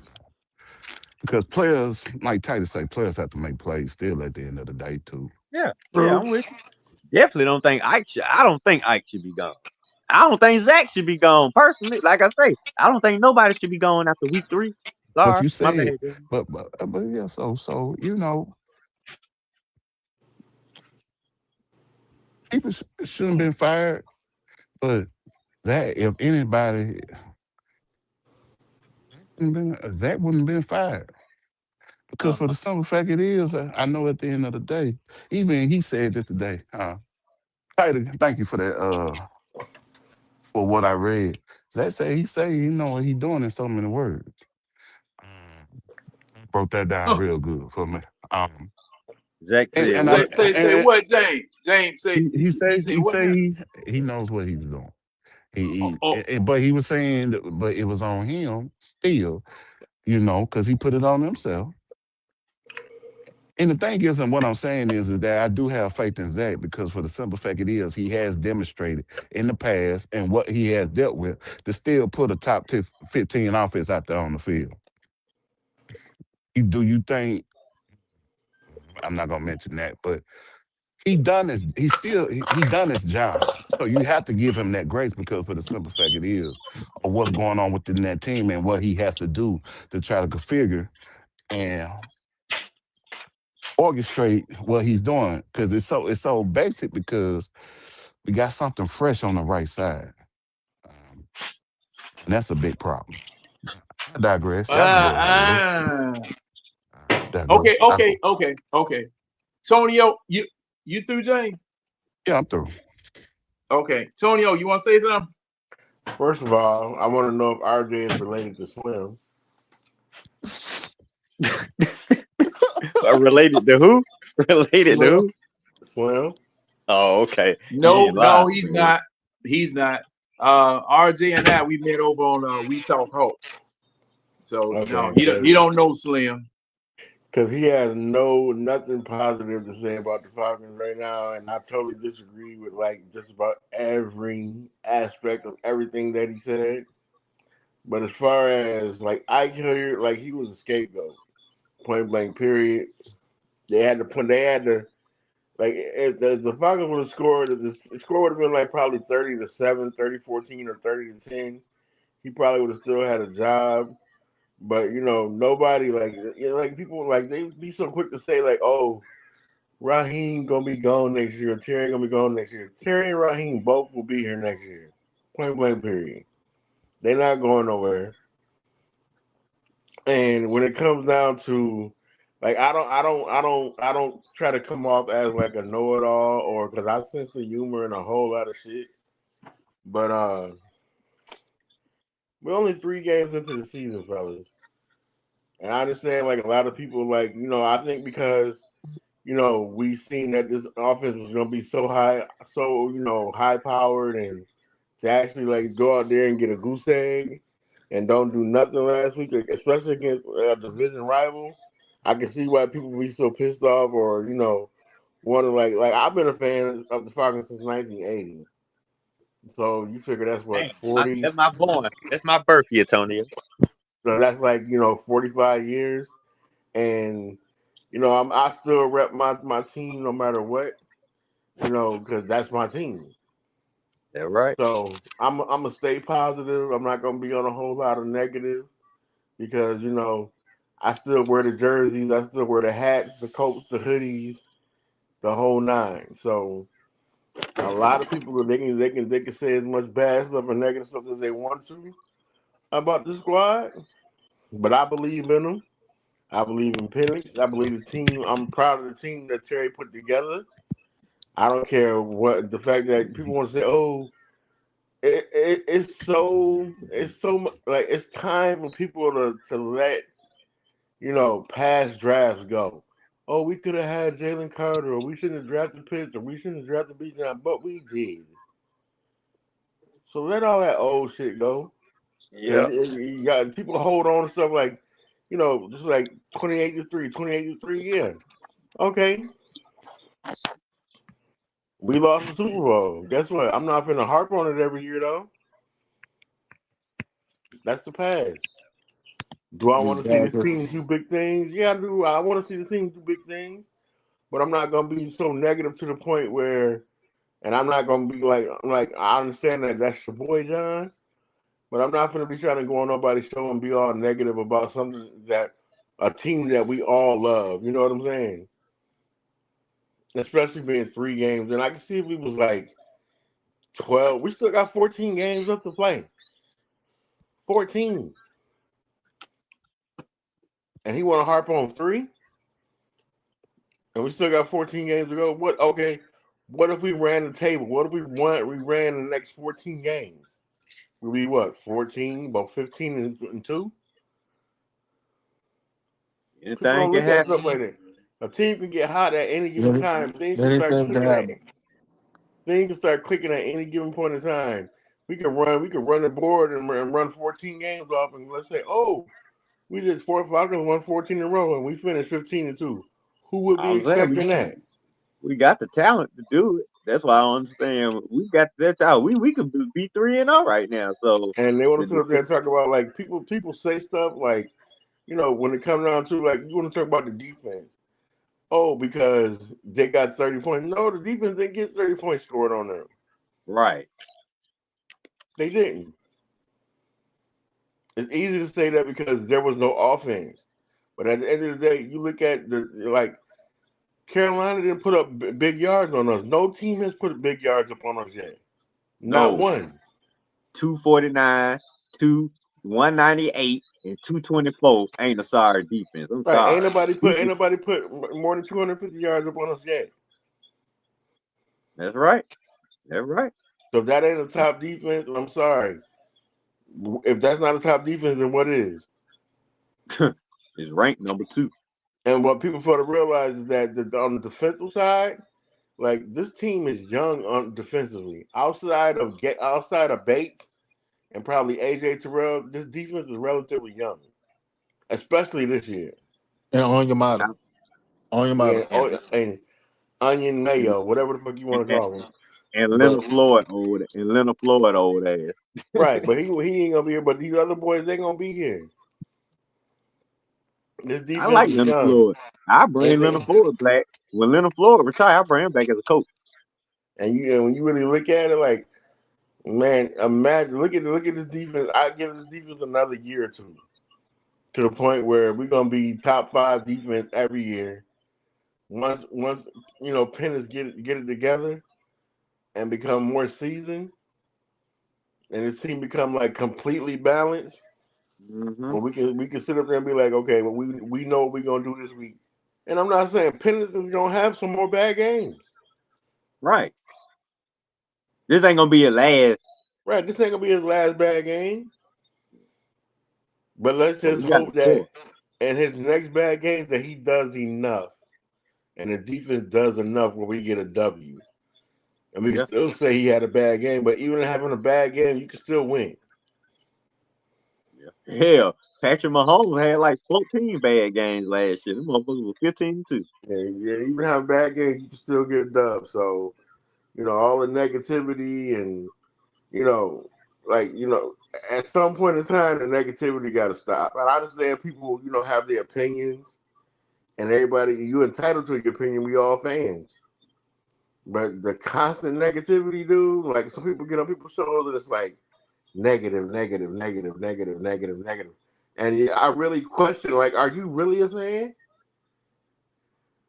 I know certain people that hate on like the fact that you can't dog the quarterback out every week and then say you're a fan of the quarterback at the same time. Make it make sense. Sound like coach. You can't do it. Oh boy. And I'm a person, I believe in like energies and stuff like that. I don't even want people with bad energy around me. Because that shit don't know what piss me off anyway. So, it's just, I'm glad that this is this platform where everybody can come on here and speak their piece and say what they got to say. But some people really don't like they say if you don't have nothing good to say, then maybe you shouldn't say nothing.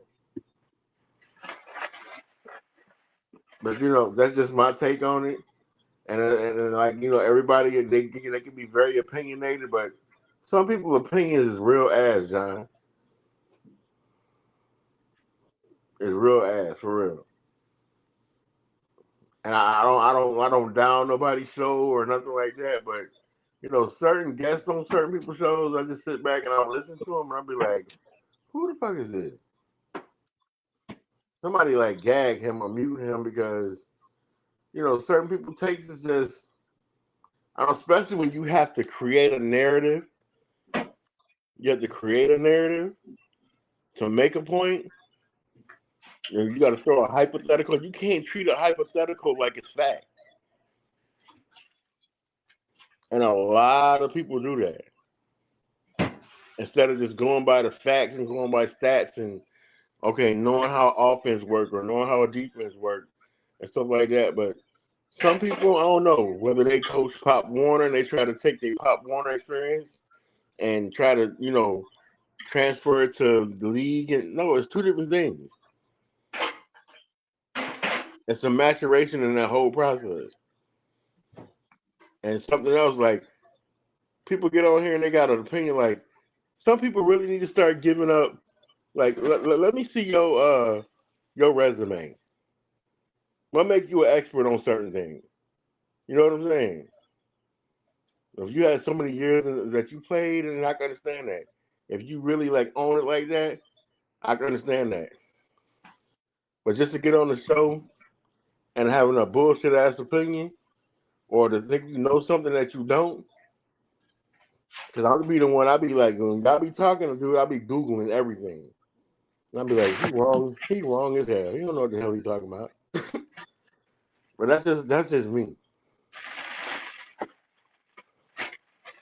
But if anybody else needed to like have a public reprimand, it should have been Raheem getting on his offensive coordinator. For real.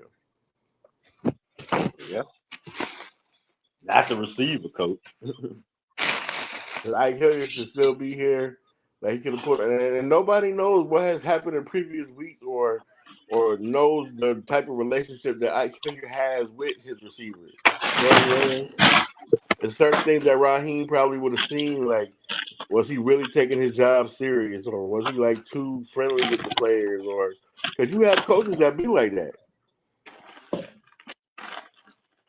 Because you can't be a player's buddy. Like, I'm sorry, like that. What's our defensive line? What's his name? Ollie, Nate Ollie. Mm-hmm.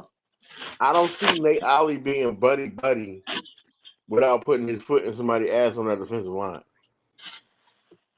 And our defensive line playing the best it's played in years. And that's because of Nate Ollie and Jeff Albrecht. That's because that boy for Oregon, Brandon Doyless. Man, fuck that DuckTales ass nigga.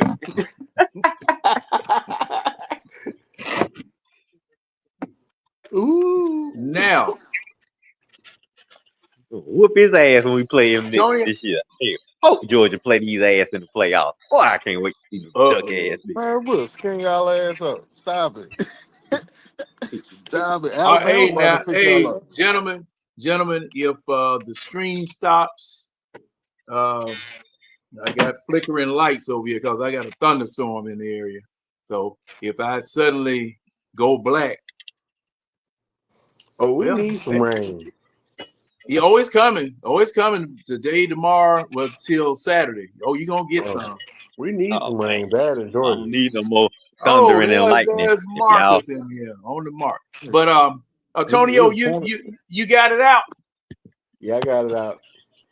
Yeah, I it was pouring down. still think RJ related to Slim though. no, But RJ, he sound better than Slim. At least I can talk to him. Slim, I don't even want to well, talk to him. see, one thing about our see, look at it. Yeah, that's right. That's the point I was gonna bring up, Chief. If it goes to black, you won't see me. Okay. Oh boy. But that's the purpose of this show. He's crazy. You see what Chief wrote back to me. Yeah. My partner. That's supposed to be my partner. But anyway, but that's the thing about this show as well as any other show. And like I said before, these are the people that buy the tickets. These are the people that buy the tickets. These are the people that don't buy the ticket. Now, hey, RJ said he going to the game Sunday.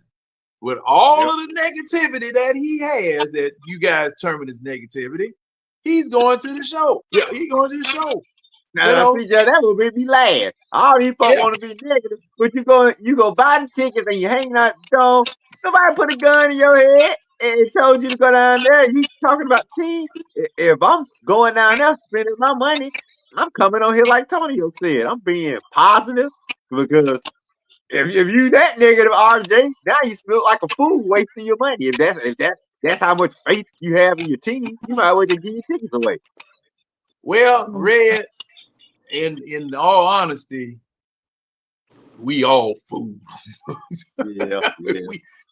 we all gluttons for punishment, because in any other arena, if we went to Club Twism and we knew somebody was gonna rob us every time we went in the parking lot, how many more times we go in the Club Twism? No, I can't go. But it's that faith that they've got. Oh, I don't know if y'all heard that, but boom. I heard too. Yeah, that's what we got on the west side out here in Douglasville, and it's headed y'all way. Oh man, Judge. Headed y'all way. I'm glad Coach ain't on there. He's telling me ready to hit the house and burn it down. Yeah, it came from up here. It poured Yeah, down. in Virginia. I thought it came from here. It was No, going yeah, down here. it's coming from many directions, and because I think coaching them probably got some storm down there going on now. Oh, wait a minute, I'm hearing somebody. I'm hearing an echo. Echo. Do you Hello. hear me? Hello? Echo. Okay. Now I Wait, keep hearing. mute. Hello. Or that might be the Red Antonio, but at any rate. You And the thing is that, you know, people gonna come on. They're gonna come from many different walks of life. People gonna come from many different opinions, and that's what makes this show, as well as other shows, interesting. Because the thing is that, you know, he made a case for why he feels the way that he feels. He made his case. All right. We may not agree with it, but that's the world as he sees it. You know, just like everybody else. You know, that's the world as he sees it. And see, let me get on this situation here as far as the firing of an assistant. Now, if you're gonna fire, and see this is man, this was a scapegoat. This was nothing more than a sacrificial lamb offered up to the god Umgawa, so that he does not strike down in his mighty wrath down upon the Falcons coaching staff. That's what this was. Raheem holding Ike up like this, Joe. Yeah, he got an apple in his mouth, barbecue sauce on his back, and a couple of stickers. Raheem was holding his ass up like Rafiki was with baby Simba. Yeah. That's what we talking. Yeah. Well, now, hey, hold up, Wilson. Now, he wasn't trying to kill the lion. What he say? He was trying to get a blessing. Wait a minute, wasn't he trying to get a blessing? He was trying to show him the light.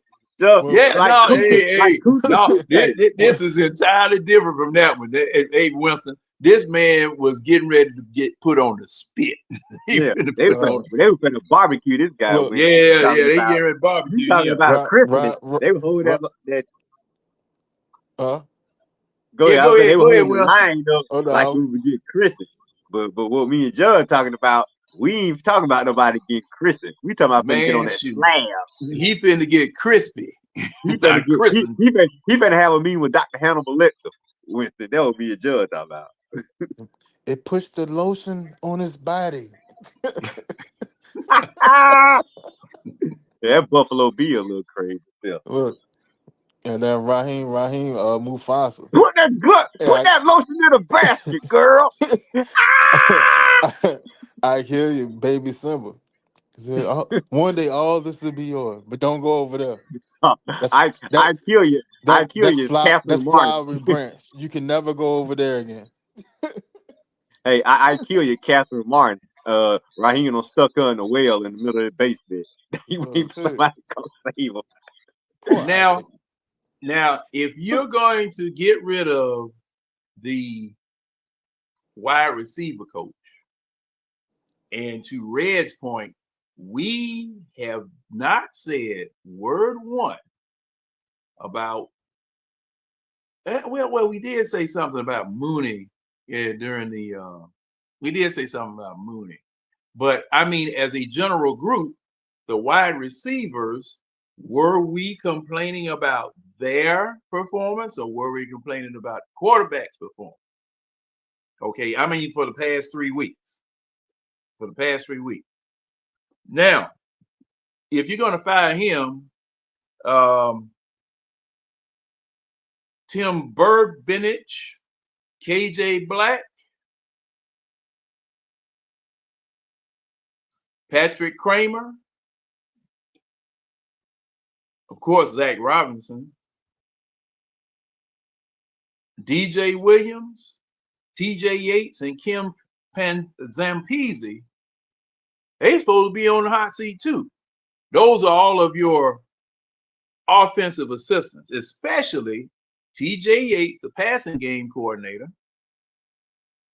and Ken Zampese, the senior offensive assistant. Now, there's one more. Let me see. I call that man's name out. John, I got a question to ask you. Patrick Kramer. And I'll call out Eric Jernstrom, the assistant director of strength and conditioning. I don't need to be on the hot seat. If Ike on the hot seat, I don't need to be on the hot seat. See, I mean, it's plenty of doggone folk that, could have got the I mean, come on now. Especially the guy that used to play for you and the guy that you know. Because, see, Tim Burbenich is the pass game specialist, game management person. KJ Black is the offensive assistant. Get his ass out of there. See, now, it's a lot of heads that should have rolled if some heads were going to roll. Okay. Now, I'm at this point right here, right now. It's going to be it, John. Been say what I've been waiting on you to say all night. I don't know, Red. I don't know. I may say it. But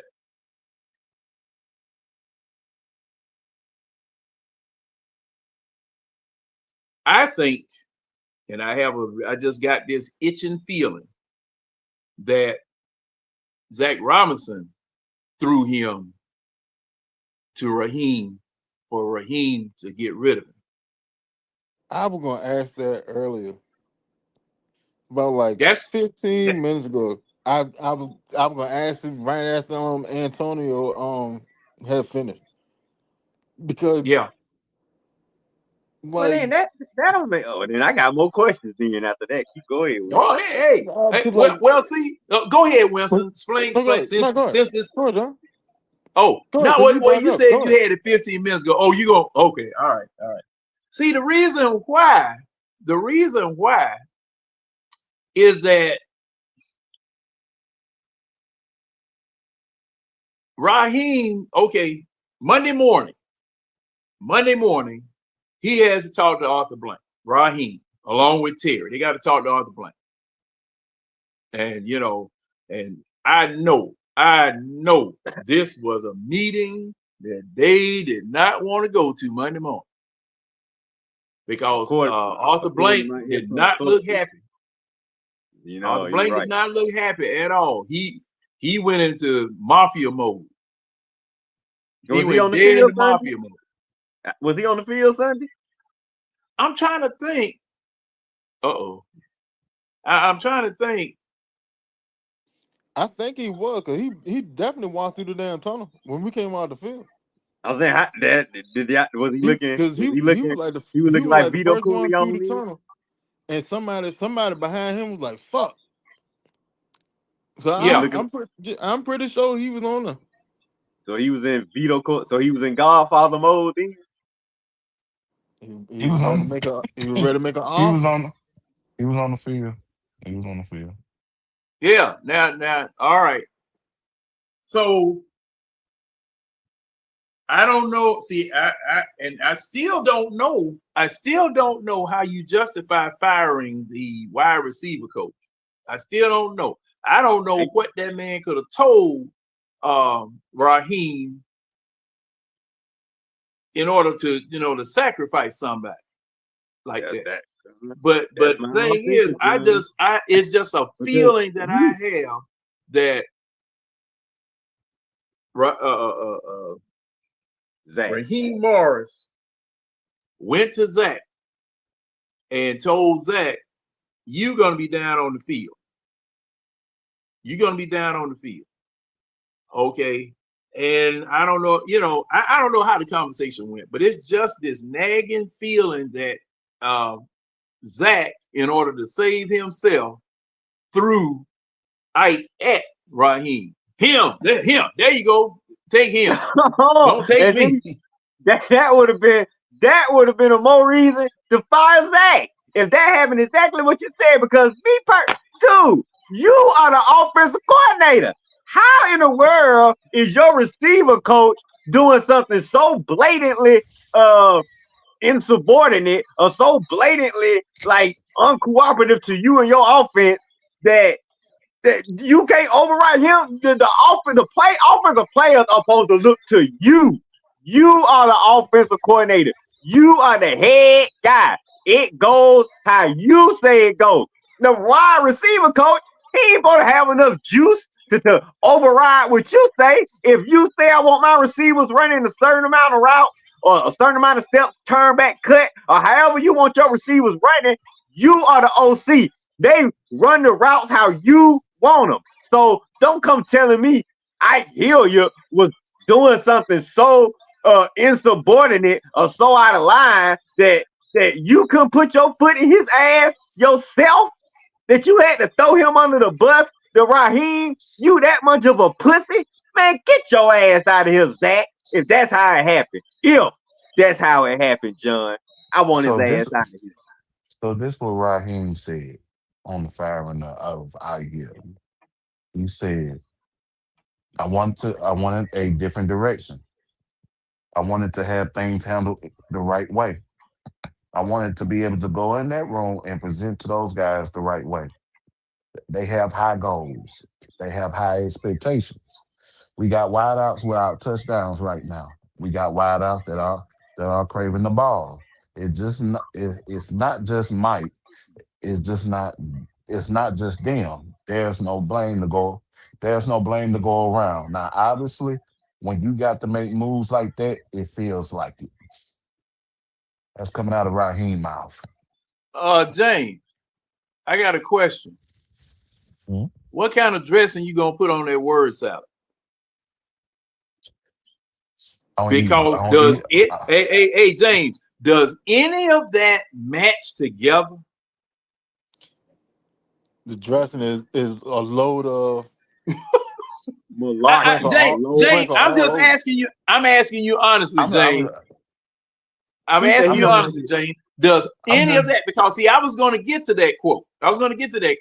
But does any of that add up to anything of substance? Because see, you said you want to go in a new direction. Then that's the OC. The wide receiver coach is stopping the wide receiver coach. That's what I'm saying, John. That sounds so stupid. I'm just asking this question. I'm just asking this question for clarity and trying to understand. Okay, hold up, Ron. I'm gonna get you the link here right now. That's what I'm saying. How is Ike holding us back? Ike, the wide receiver coach, Zach. If Zach threw his ass under the bus, you got to go. And Raheem, you telling us that a wide receiver coach is holding your offense back, dude? You sound. Oh my God. I'm starting and to get that's that why Washington I feeling. can't sit and say that. Now, if Zach is calling, if Zach is scheming up plays for certain da da da da da da da, and Ike is sitting there telling the wide receiver to run it like such and such, that's a fireable offense.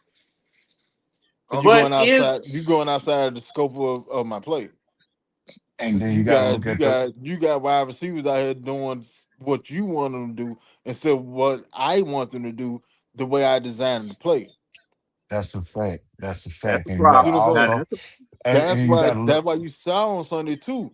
On a couple of plays, you said that saw Penderson and pointing to the wide receiver like, "Nah, you supposed to be over here. You supposed to be over there." Da da da da. Da. So That's that's why I say it's some scapegoating in there, but at the that's same some. time too, if Ike is the reason that them receivers ain't where they were supposed to be at, according to your quarterback too, because at the end of the day, he's the most important person on offense. See, I didn't know If Penis. if I didn't if know y'all Penis can't was if y'all can't see it the way my quarterback sees it, then there's an issue. That's a but major issue. but I didn't know I Penis. I didn't know Penis was And, calling them and out let me too. let Yeah, me say Pennis, this. And let me like special like on the jump where Ray took him when and ran that Ray went inside. streaking. Yeah, instead of On breaking that inside. outside. Yeah, Yeah, instead of because breaking Peanut. outside, because that what the hole in the zone was at. Well, When Yeah, Petey, he you when got to be a little more animated there. You got to be like, you got to pull he an Aaron was, Rodgers. he If he that's the was. case, was. He was. He I'll be like, was. hey man, what is you doing? Yeah, That's what he I'm did. I'm gonna That's make what sure that y'all. I'm Ray, gonna make Ray, y'all the Ray, Ray, fans at Ray, home. Ray, Ray, He Ray. did that. Let me say, he did that. He did all that. He did all that, especially Yeah, because I they missed was that. running. Yeah, he was running a fake screen. He was running a fake screen on that side, and Ray had went on. It was supposed to go on a fade route within that zone. It was a major ass hole in that zone, and Ray ran the wrong route. So when Penis Okay, looked is at it, that and is when that the play? Is that third down play when Phoenix threw it to Ray area and Ray went yeah, that way yeah, and the ball? yeah, yeah, that was a fake Yeah, the ball screen on went to that the side. left towards Yeah, Alabama. Yeah, yeah. and then right after that, Pennis was sitting there snapping at Ray because Ooh, I Ray was there. didn't go into the hole in the zone. Now, if Ike Hilliard Now, did is that sitting there happen? telling Did you that that, happen with other receivers too, or was it just that one play? it happened with who else was it? I don't think And I don't Yeah, I don't oh, think I I might have think to walk this Mooney I back, think man. Mooney had a situation too. But Oh, it was like Mooney had about two awful. three. It was like 2 3 plays though. They Because had I no know chemistry. he snapped on Pitt's ass too. See, I ain't know Pitts was going. I ain't know Penis was going on. That's good that my quarterback can get in his receiver's ass. But see, I didn't know Yeah, that. but at the same Okay, time, that goes to the wide receiver coach because okay. purple. That's your still a your verbal. job That's is to still a sit there and verbal teach warning. them. A Yeah, verbal your warning. job is to sit there to teach them how to do such and such and such. And if you're teaching them this and it's not aligned to what my quarterback is seeing, Yeah. there's a communication issue there. But All see, the right. whole thing, And at the why end are of the we day, so all? Why is everybody? My bad, Wayne. at the end of the day, can't nobody, well, wide receiver wise, can't none of y'all score a touchdown without the quarterback get you the ball. You play a Yeah, dependent on position. So if you not seeing it like my quarterback seeing it, they ain't doing nobody no good. that's what I'm saying. No So why? That's justice. what I'm saying. I shouldn't have these players out of sort and off the same. It seems like from what I'm hearing, is they trying to say Ike got these guys off the same page as Zach and Penix? Because if that's the case, now we do have a problem. But still, not a fireable problem. That's still a to me. That's just to me, man. Because and we gotta go to extremes before I put a nigga out of work. You know what I'm saying? Yeah, That's but still at But a the same see, first. time too, you don't know how long this been going on. Because going on, and at the same time, ain't they we done finished game 3. Ain't they wide receiver or tight end to score the touchdown yet. right, That's true. See, that's why I The knew what only you were going the with. only offensive touchdowns we got is from Bijan, Algier, and Penix. That's it. Damn, that's That's it. all. so Ike got himself fired. Ike It's didn't get yourself possible. fired, And man. It's possible. it's very That's why I possible said that he like got himself fired. that's why I said I can see when Ron said it was performance based. I can see that, but also I can see the scapegoat side of it too. Well, he should have So came out and gave a little bit more info to you, man. yeah, but Like see, like what we just and said. here, That here, Rock should have here, said something like that. here's Let, the trip shit. Here's the trip shit because Ra had a presser. Pennis came out with a presser, and then Zach had a presser, Zach, but they didn't add Zach presser. They kept it media only. Well, what did Penix say? You know what I mean, the the typical. politically correct quarterback jargon. It's my Okay, fault. I gotta be better. I moved on yeah, to the next game, such and such and yeah, such. The same shit gotcha, I mean that we just supposed to say. yeah, But gotcha. Zach, Zach, when and both of those pressers was aired. When Zach Presser came on after Penix jump, they didn't air it. Because 9 times out of 10, the media probably got in his head, but he may have been able to get down divulge a little bit more on the situation that they didn't want to get out of the house. If Yeah. it really was Ike throwing my receivers off the page to me, then I'm saying that way. I'm gonna make sure because I don't want folks to think that I'm just firing somebody for nothing. I'm gonna say, look, Zach and the But quarterback had a plan. For all of so the receivers weren't keyed into the plan, so we had to make a change in the receiver department. Now I can't yeah, fire the players. yeah. So Now, you got to look at okay, you got to really look at it because, like I said That's what it earlier, was. like I said earlier, not only does the head coach have to evaluate his players, he has to evaluate his coaches. And as a head coach, he may be walking around seeing some things, and he may be seeing a lack of preparation with his receivers, with their receivers coach, and You seeing think he things. you think he probably peeped out Ike said, y'all do this, that, and he probably didn't think nothing about it until It's they not have peaking. started it. It's really not peeking out hearing what he does hear what he's coaching and what he's saying to his receivers, but he may be seeing other things that we not seeing that may be playing along like, hey, I need to make a change because I got a I got a really a top 5 receiving core potentially. And they don't have no Mm-hmm. touchdown. Hey, they don't have no touchdowns week 3. I Mm-hmm. don't want to have to do it, but I got to make some decisions because it's gonna be me or him. And who you gonna choose every time? him. Me. well, okay. I'm I'm gonna gonna let choose me If every Ron. Ike, time. if Ron, Ike, if Ike got you, I hope Ike didn't get himself fired by doing that I, stupid now. cause see, I want to address that, but I'm gonna let Ron go before I address that. Cause see, Run what in the y'all house, bringing up what's is up, I, good. boy? But go ahead, Ron. I could see, I would on James on this. I could see Raheem went around the practice and seen Ike not doing what he's supposed to be doing. Like tell the wide receivers, you need your 5 yards to make that left cut, or you need to do your job. I maybe were playing would try and be buddy with the wide receivers instead of getting on their ass. We seen that. Or he could have been trying to set himself up to be the next OC. Maybe. But we really don't know what the cause of this. It might be going on from last year.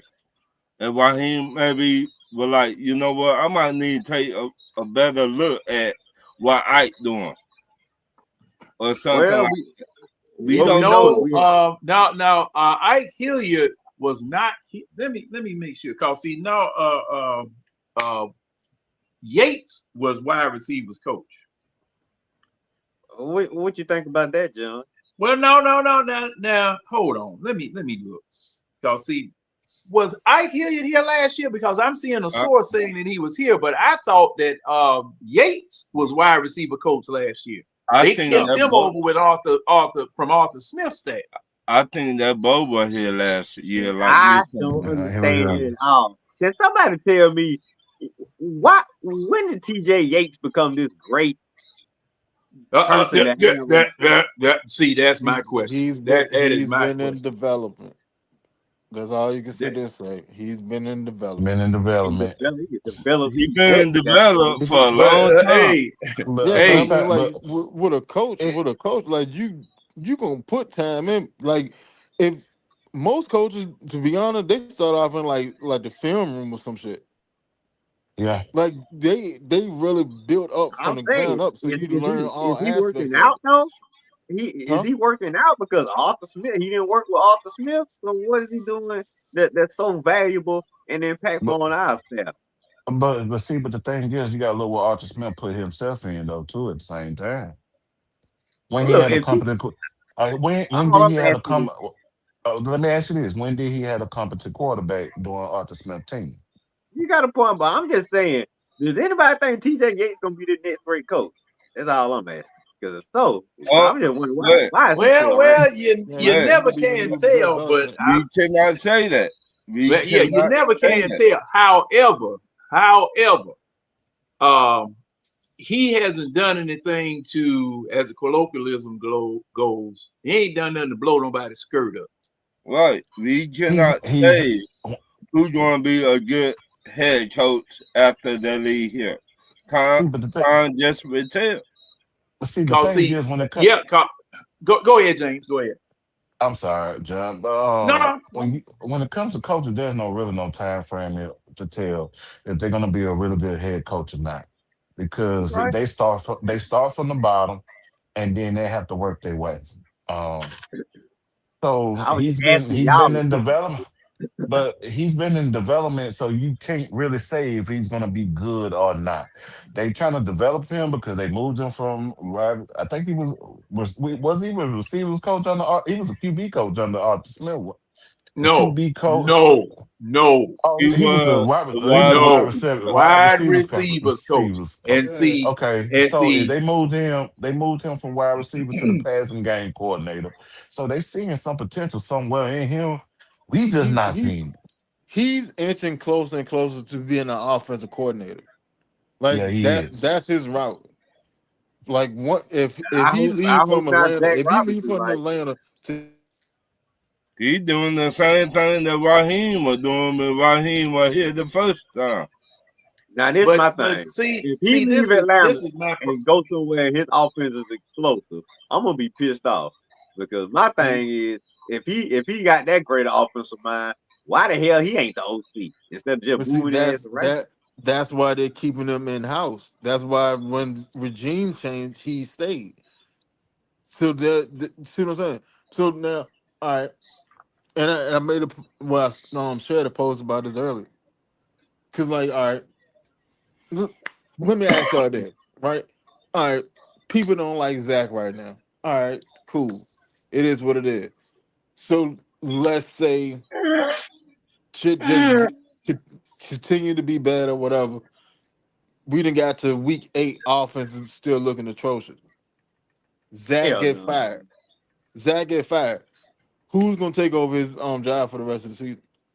TJ Yates. See what I'm saying? Now, do you trust TJ Yates as of right now to run an offense for you? No. All right, so I then therefore you probably have a better chance of success with Zach Robinson just being the offensive coordinator for the rest of the year. Win, lose, or draw. Well, I Winston. Man, would still now with you North all with voted North that turning TJ Oh out Yates players. would man, be it, but but I ain't I'm gonna gonna lie. say Winston that cooked on that. Winston cooked on that, y'all. He did cook on that. He cooked. no, I got to He cooked. disagree. And the reason I why, gotta agree with that. I gotta agree with that.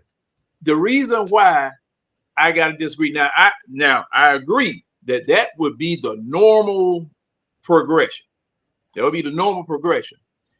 But you would fire your offensive coordinator partially because his offense didn't work. Correct? Right. Exactly. So Exactly. if you have TJ Yates calling that same offense, because see, the thing is, TJ Yates cannot install a completely different offense, can he? In No, one, can he? no, No, no. No. you ain't, it I Not ain't don't enough during think he the time. got a So season. offensive so line like that. It ain't yeah, enough so time. so you would still be married to this particular offense that you have here now until at least the end of the season. Yep. And TJ Yates, for the very first time in his career, will have to design a new offense. Not No, that's necessarily. not Not necessarily because we don't necessarily. know if TJ Well, Yates would even keep the wouldn't job he? after the season. No, because for So the simple no, fact it we is. don't know that. No, we don't know that because for the simple fact it is, it's a timeline where everything, and you don't want. Sometimes you don't want to start that timeline over.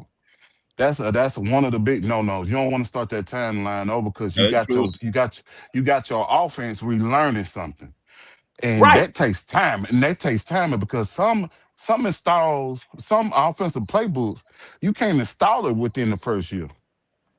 It takes time. Yeah, but what I'm It go. saying, but what I'm So saying, you're doomed. Okay. Let's go back. Let's go back. And y'all just follow along with me here and correct me as I go along. Okay, we've already established that if you fire Zach, Mm-hmm. you firing him because his offense is not working. Mm-hmm. Okay. Your TJ Yates is going to have to call this same offense. That's if he get elevated.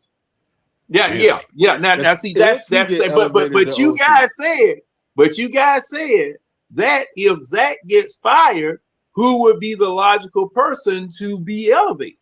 That's why I was TJ asking Yates, y'all. correct? That's why I Huh? was asking y'all. Okay. What do y'all think? Now everybody said TJ Yates, correct? Oh, I did. I Okay, did, well, I heard a big chorus of TJ Yates. I did, How I many of said y'all it. I'm actually asking, said? I'm I asking said why the hell he's still here. Shit. because Okay, for the all right, but okay. Now, if I you said don't, it, John. I said it, John. I said it. okay. Well, I'm just riding this train. You know, that's Hmm. all we do. We just riding this train. Okay. No, that not Soul Train. Like it did on Saturday morning, Red. I remember. Welcome. But So, what I'm saying is this. You will, if you bring anybody else in as offensive coordinator, they are bringing their offense here. You're not bringing some. If Zach Robinson get fired in the middle of the season, they're not bringing somebody from outside in. It's So, coming inside. So 9-7 it probably will be Yates. Right. and right, and Yates will be calling this offense. could Exactly. have been. It could have been. I So, still. see, that's the Stop problem. the shit, Rick. Stop the shit. And see, hey. Well, I ain't gonna. That will be a I gonna be problem. pissed off. He gonna be pissed You off better if bring Zach up gets. Charles London. Oh Lord, have me, boy. He gonna be pissed off. I ain't gonna be pissed off if Zach get fired. He gonna be like, damn it, that was my job. Yeah, cause see, this is what I'm saying here. If you are still going to have the same problems if this is a bad offense. Say for instance, this is bad offense. Because see, this is Zach's first time constructing an offense and calling it. Okay, Man, he didn't learn year nothing two, from him. year two of him constructing an offense and calling an offense. All right, Zach gets fired. Mm-hmm. We are in agreement that no one from the outside is going to come in. We don't think anybody from the outside is going to come in. All right. I'll bring Ike. It'll be Yates. I'll bring Ike back. It'll be TJ Yates calling Zach Robinson's offense. Okay. So for the rest of the season, now I don't discount the fact that TJ Yates is supposed to be able to look at certain things in that offense that wasn't working and tweak it. I'll say that. I'll say that. Now and I'm A-Red, I'm hoping and praying. All right. I'm hoping and praying that takes place. I just know how he was as a quarterback. So. Yeah. And see, that speaks volumes. But a lot of times your worst players become some of your best coaches. That's a good point. That's a good point. Sometimes your worst players become some of your best coaches. Okay. So for fiscal year 25, if you fire Zach and put TJ Yates in that spot, unless TJ Yates does something a little bit different and corrects, I guess to a certain extent, if you can correct it, the things that Zach was doing wrong, okay, then the season is still a wash. The season is still a wash because just like you said, James, it's okay if you keep TJ Yates, and this offense is not working, you can't keep this offense. You can't keep it. You got to do something different. Now, getting to the root of it, do you know this offense is termed a West Coast offense? I've been looking this up. This is still termed a West Coast offense, probably because of the play calls, probably because of the receiver sets, things of that sort. But the West Coast offense now is so far removed from what it was in the very beginning that a lot of times you don't recognize. How many West Coast offenses used to run the pistol most of the 24/7? But that's an adaptation. That's an adaptation. See, you ain't lying. Because in the original West Coast offense, you didn't line up in shotgun. Nope. You didn't even line up in shotgun. Now you added the pistol to it. That was a mistake right there. They should now Tidy just put something in the chat. He said Penix will be benched before Robinson is fired. What do y'all think about that? Me, I agree. I think Robinson got the year. Right. There's no ifs and buts about it. Robinson got he got the year. He'd go before Penix. I think he would go before Penix. No, all right. Penix would go to the bench before Robinson because Robinson he got the, unless you like catastrophically fail for the next 4, 5, 6 games, Robinson gonna have the rest of the year. Zach Robinson. All right. Penix, it's very possible. It's very possible that Penix could go to the bench. If it continues to look like Raheem was talking today. Yeah, but see, also you got to catch what Raheem said too, though, because he said he was like, "Well, yeah, Kirk lost his job. Penix only had one bad game, but it's a double entendre because like he basically saying like, all right, here's an alert to him. You had a bad game. I understand it. But we're not gonna make this a consistent thing though. So yeah, Penix will go to the bench before Robinson get fired. But if Robinson don't get his shit back on the track, his ass out the door too. Now you got a whole different conversation. Man, if Penix go to the bench, Arthur Blank, you're gonna have something to say now. Exactly. That's what I'm saying. It's a whole different conversation. Quarterback. So you can't play yo-yo quarterback. Yeah. So for one, all right, do we keep Raw? Do we let Raw go? Oh, he All right. gone. If Raw's gone, who are you bringing in? You bringing the offensive man or defensive man? Yeah. I Coach, want. because the defense look good. The No, defense you look keep good. over. You keep over, but you bring in an offensive mind. He gonna be the head coach, and Penix is gonna, like I say, I want the head coach to also be the offensive coordinator, like a lot of these teams got. So him and Penix are like this. So All right. now we ain't gonna be no mistake. I promise you won't be no mistake because the head coach is right there. He is on every play with Penix. It's like they joined at the hip, like Andy Reid and Mahomes, like goddamn But fucking. what if their new coach wanna go a different direction with quarterbacks? We're gonna make sure the coach is a Phoenix guy before he get hot. We're gonna have to. I'm just throwing hypotheticals out there because if Zach get fired, if Zach get fired, is a snowball effect after that. Like there's no if and buts about it. There's no other way around it because Rob will have to go because you brought in two coordinators that did not work out. One lasted 1 year, and the other one maybe lasted a year and a half to 2 years. So if Zach get fired, you pretty much Zach get fired. Ron has to get fired. So now your questions come about. All right, do we elevate Ulbrich up the head coach? Did we No, try to no, keep no, no, him no, no, on? no. Keep. You know what? Yeah. See what I'm saying? But now Yeah, yeah, yeah, you still got yeah, Jared. yeah, You still got yeah. Raheem. Jared. I You still wouldn't be got Jared opposed to Gray. that. You I still wouldn't got be See, Jared opposed Gray to that. in the wing, and he been the assistant head coach for the past couple of years. So it like Zach Robinson holds more than just the keys of this offense in his hand.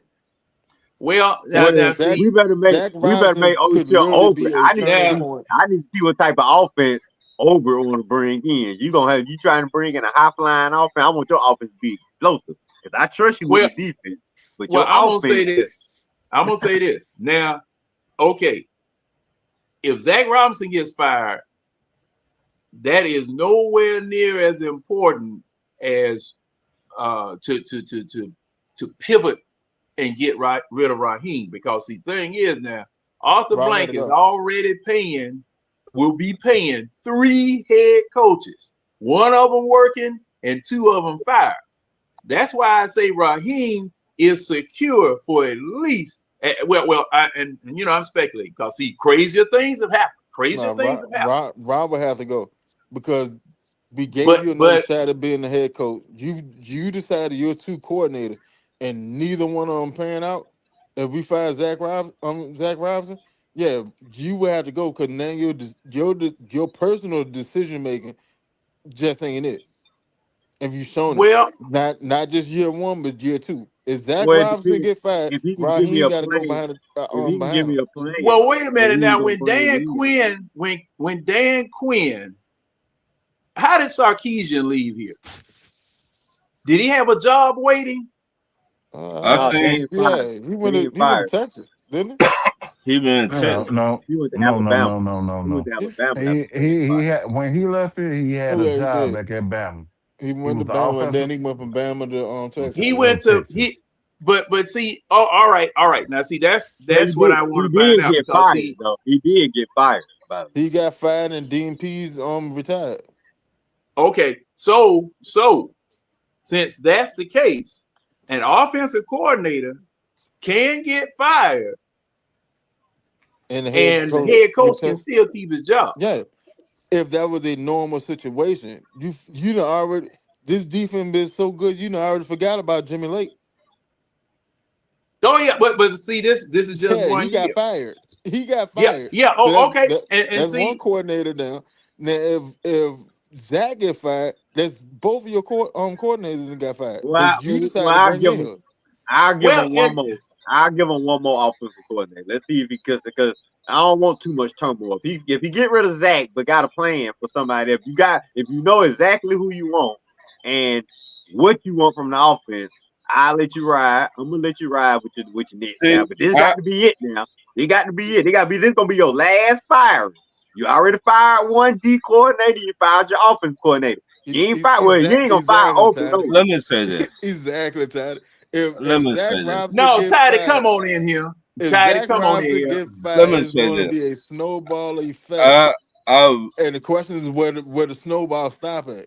See, I just don't see. And you know, yeah, stranger things will happen.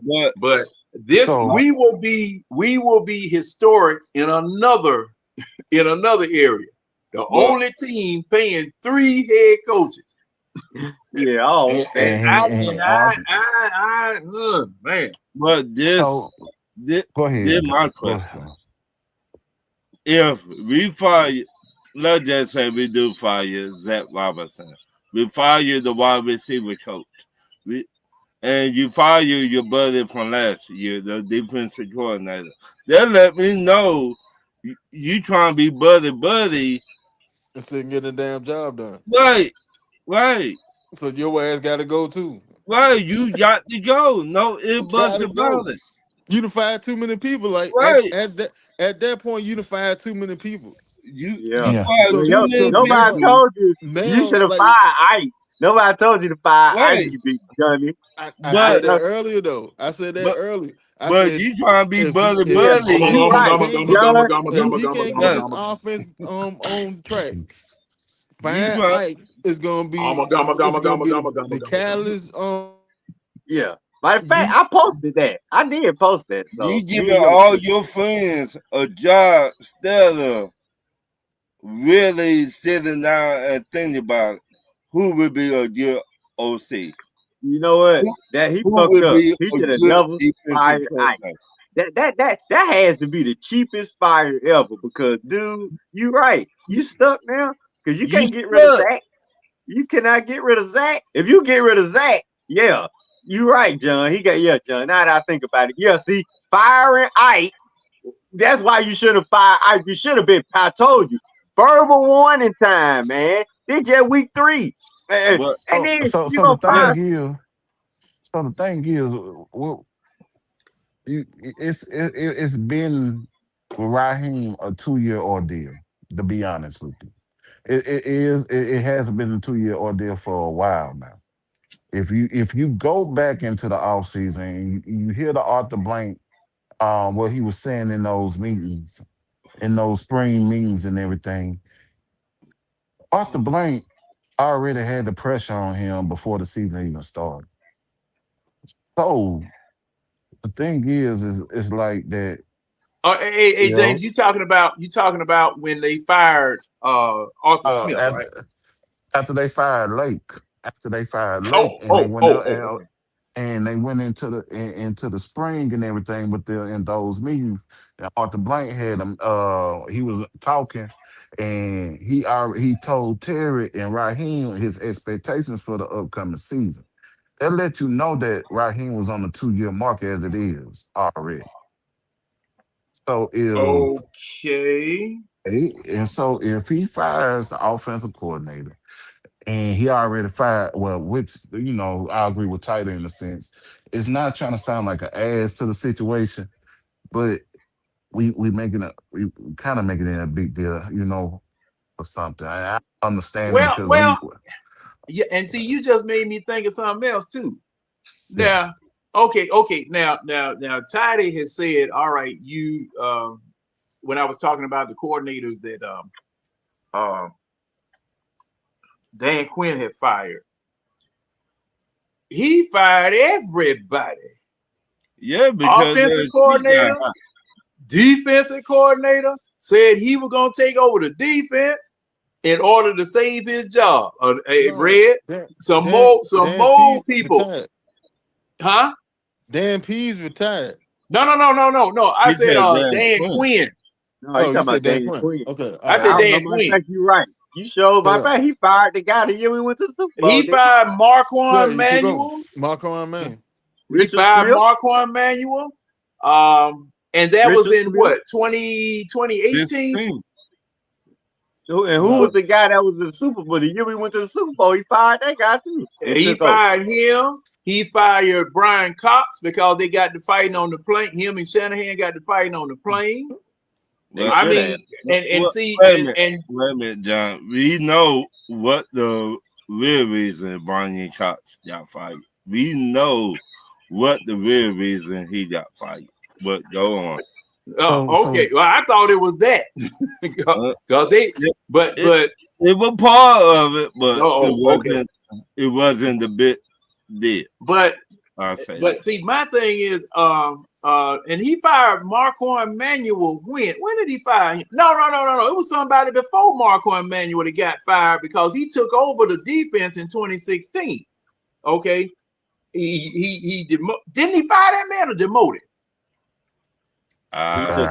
He took over play calling from that guy. Yeah, he took over the defense in 2016, right before the Super Bowl. Okay, and then he took over that. hired Marquand. He hired Marquand either 2017 or 2018 and fired him. And then fired him because Arthur Blank said that, or it was intimated that the Falcons would have had to have qualified to go to the playoffs in order for Dan Quinn to keep his job. And okay, so he fired just about all of his assistants. Said he was going to take over the defense. Well, I'm going to deal with the defensive side of the ball right now. Right. And he fired all those people in order to save himself. Right. Okay. Richard Smith. Richard Smith? That's what I said, Richard Smith. Okay. All right. So he fired all of those assistants to save himself because, the Falcons were floundering. Falcons were floundering after 2018, 2019, 2020. We heading into the gutter. So he fired all of those assistants to save himself and promised, look, I'm going to turn this around. I'm going to get this straight. We're going to do this. We're going to do that. Didn't happen. I think we were 0-5 when he got fired. Yeah. All right. So this is an interesting dynamic right now because I can see what you're saying, Winston. You and James and y'all, I can see what y'all are saying because he would be a linchpin firing. You pull that pin out, the whole bridge just falls. When you pull that pin out, not only you gonna see a head coach get fired, you're gonna see a GM walk out that door too. So we got to start all the way back up. See now, as far as the GM, and this is just my opinion now, y'all, this is just my opinion, but I just, and see, I can see your side of it too, but me, yeah, but still though, because he still had an ample amount of time to put a team together, even though he was being coached up, as they were saying. Being but see, okay, now James, that's the part, James. That's the part. You got the pieces. He went and got the pieces. All right. Now this year. Oh, okay. But see, the thing is, yes, you got the pieces together this year where you can see both on defense as well as on offense that you should be better than what you are. Okay. Right. But now this is the thing. This is where the general manager is supposed to fire the coach.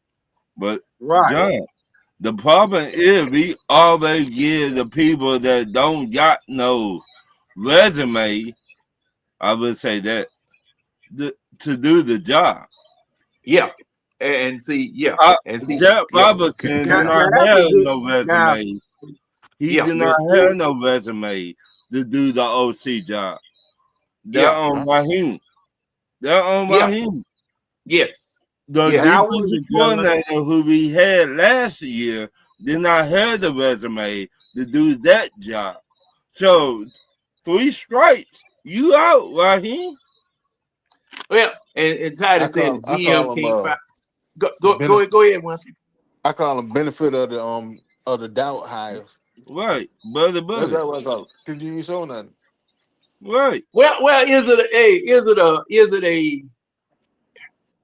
yeah, okay. I go along with that, Winston, because see, I'm gonna say this. If he was black, it would have been a DEI hire. Oh, I call any if you don't have if you experience don't got experience in what you getting hired to, that's right, the benefit of the doubt hire. I'm hoping the best. Give it the old scholastic try. well, But I mean, that's about the best I can do. I don't know what I got. I don't know hey what I got John, till I see you do it. Like I And like see, hope. like Terry Wait a minute. Fondo. and I see, hope we man. just scored 30 points a game. I'm not sure we just scored 30 points a game. But see, the thing is though, I wouldn't call it a DEI hire. I wouldn't call it that. No, not No, this one because I said the benefit of the doubt hire, not the I wouldn't DEI. say pigment I, ain't would, right. I wouldn't even Hey, I wouldn't even say that too because he did have some success as the passing game coordinator for the Rams. We can't knock did that. he? He did because they one of the because even though Sean McVay is one of the head honchos, the head offensive gurus, he learned from him. So Oh, it goes a long way on the resume. Just I'm just putting it that way.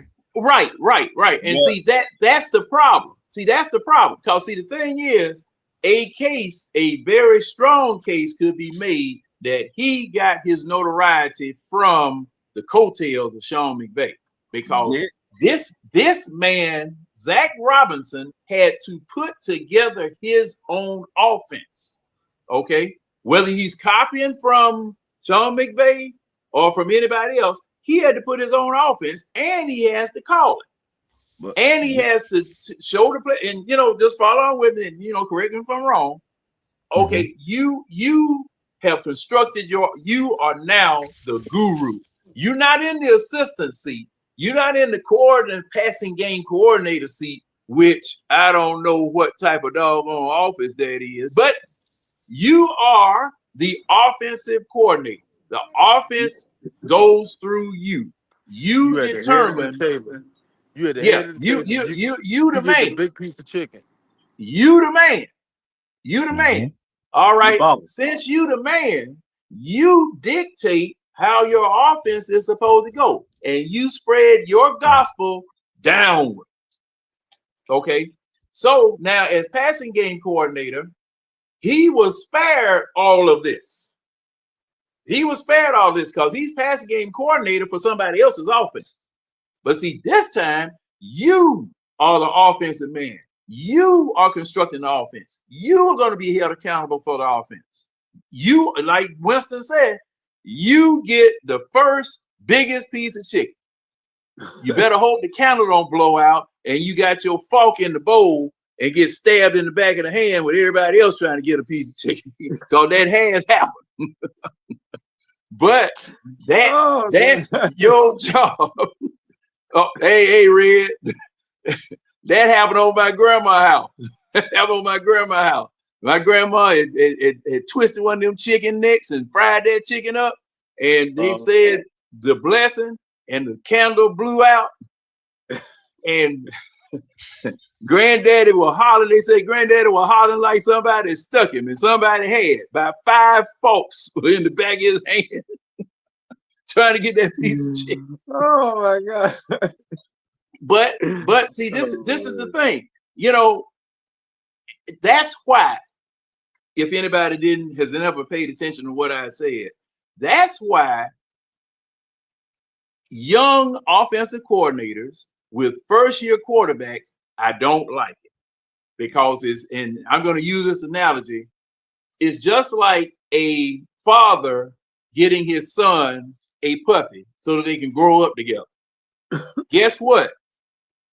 That son is not going to train that puppy. That father is going to train that puppy. That father is going to clean up after that puppy. That father is going to, in certain families, not let that puppy lick the boy in the face. And various things of that nature. You have 2 people who don't know anything about themselves yet and don't even know anything about life. That puppy gonna grow up. Yeah, he's gonna grow up, and both of them gonna learn to love each other. But neither one of them know nothing. Neither one of them know nothing. This man needed a seasoned offensive coordinator, just like with Matt Ryan. When Matt Ryan first came here, he had Mike Mularkey. Mike Mularkey had been Pittsburgh, various other places, and taught Matt Ryan the basics about quarterback. He said, take the ball, wait till the man shows you his number, throw it to him. Basic quarterbacking, ABC 1, 2, 3. That's what Michael Penix needed, was someone who was a seasoned offensive coordinator to bring him along and teach him. Teach him. But these two now, these two jokers here now, Zach Robinson, first-time offensive coordinator. He doesn't even know his own offense. I mean, you just put this together. You don't know the ins and outs of your offense. Like a Kyle Shanahan. All right, Kyle Shanahan was offensive coordinator years before he came here. Matter of fact, this was a lateral move for him. It was a lateral move for him. But he was experienced in his offense. He was able to teach Matt Ryan, this is what you do in my offense. This is what you don't do in my offense. They were grinding at each other because of the fact Matt Ryan was used to doing this, but Kyle Shanahan said no. They came to a happy medium in 2016, and look at the result. This is why this quarterback, Michael Penix, and I'm gonna say too, I was thinking that Michael Penix, he throws lasers. Zzz, zzz, zzz. High heat fastball, like Charlie Sheen in Major League. You remember what the coach told him? Man, we got to get this man some glasses before he kills somebody. Wow. So I'm thinking, and this is me, I'm thinking that in the off season, your quarterback coach is supposed to be teaching you some touch.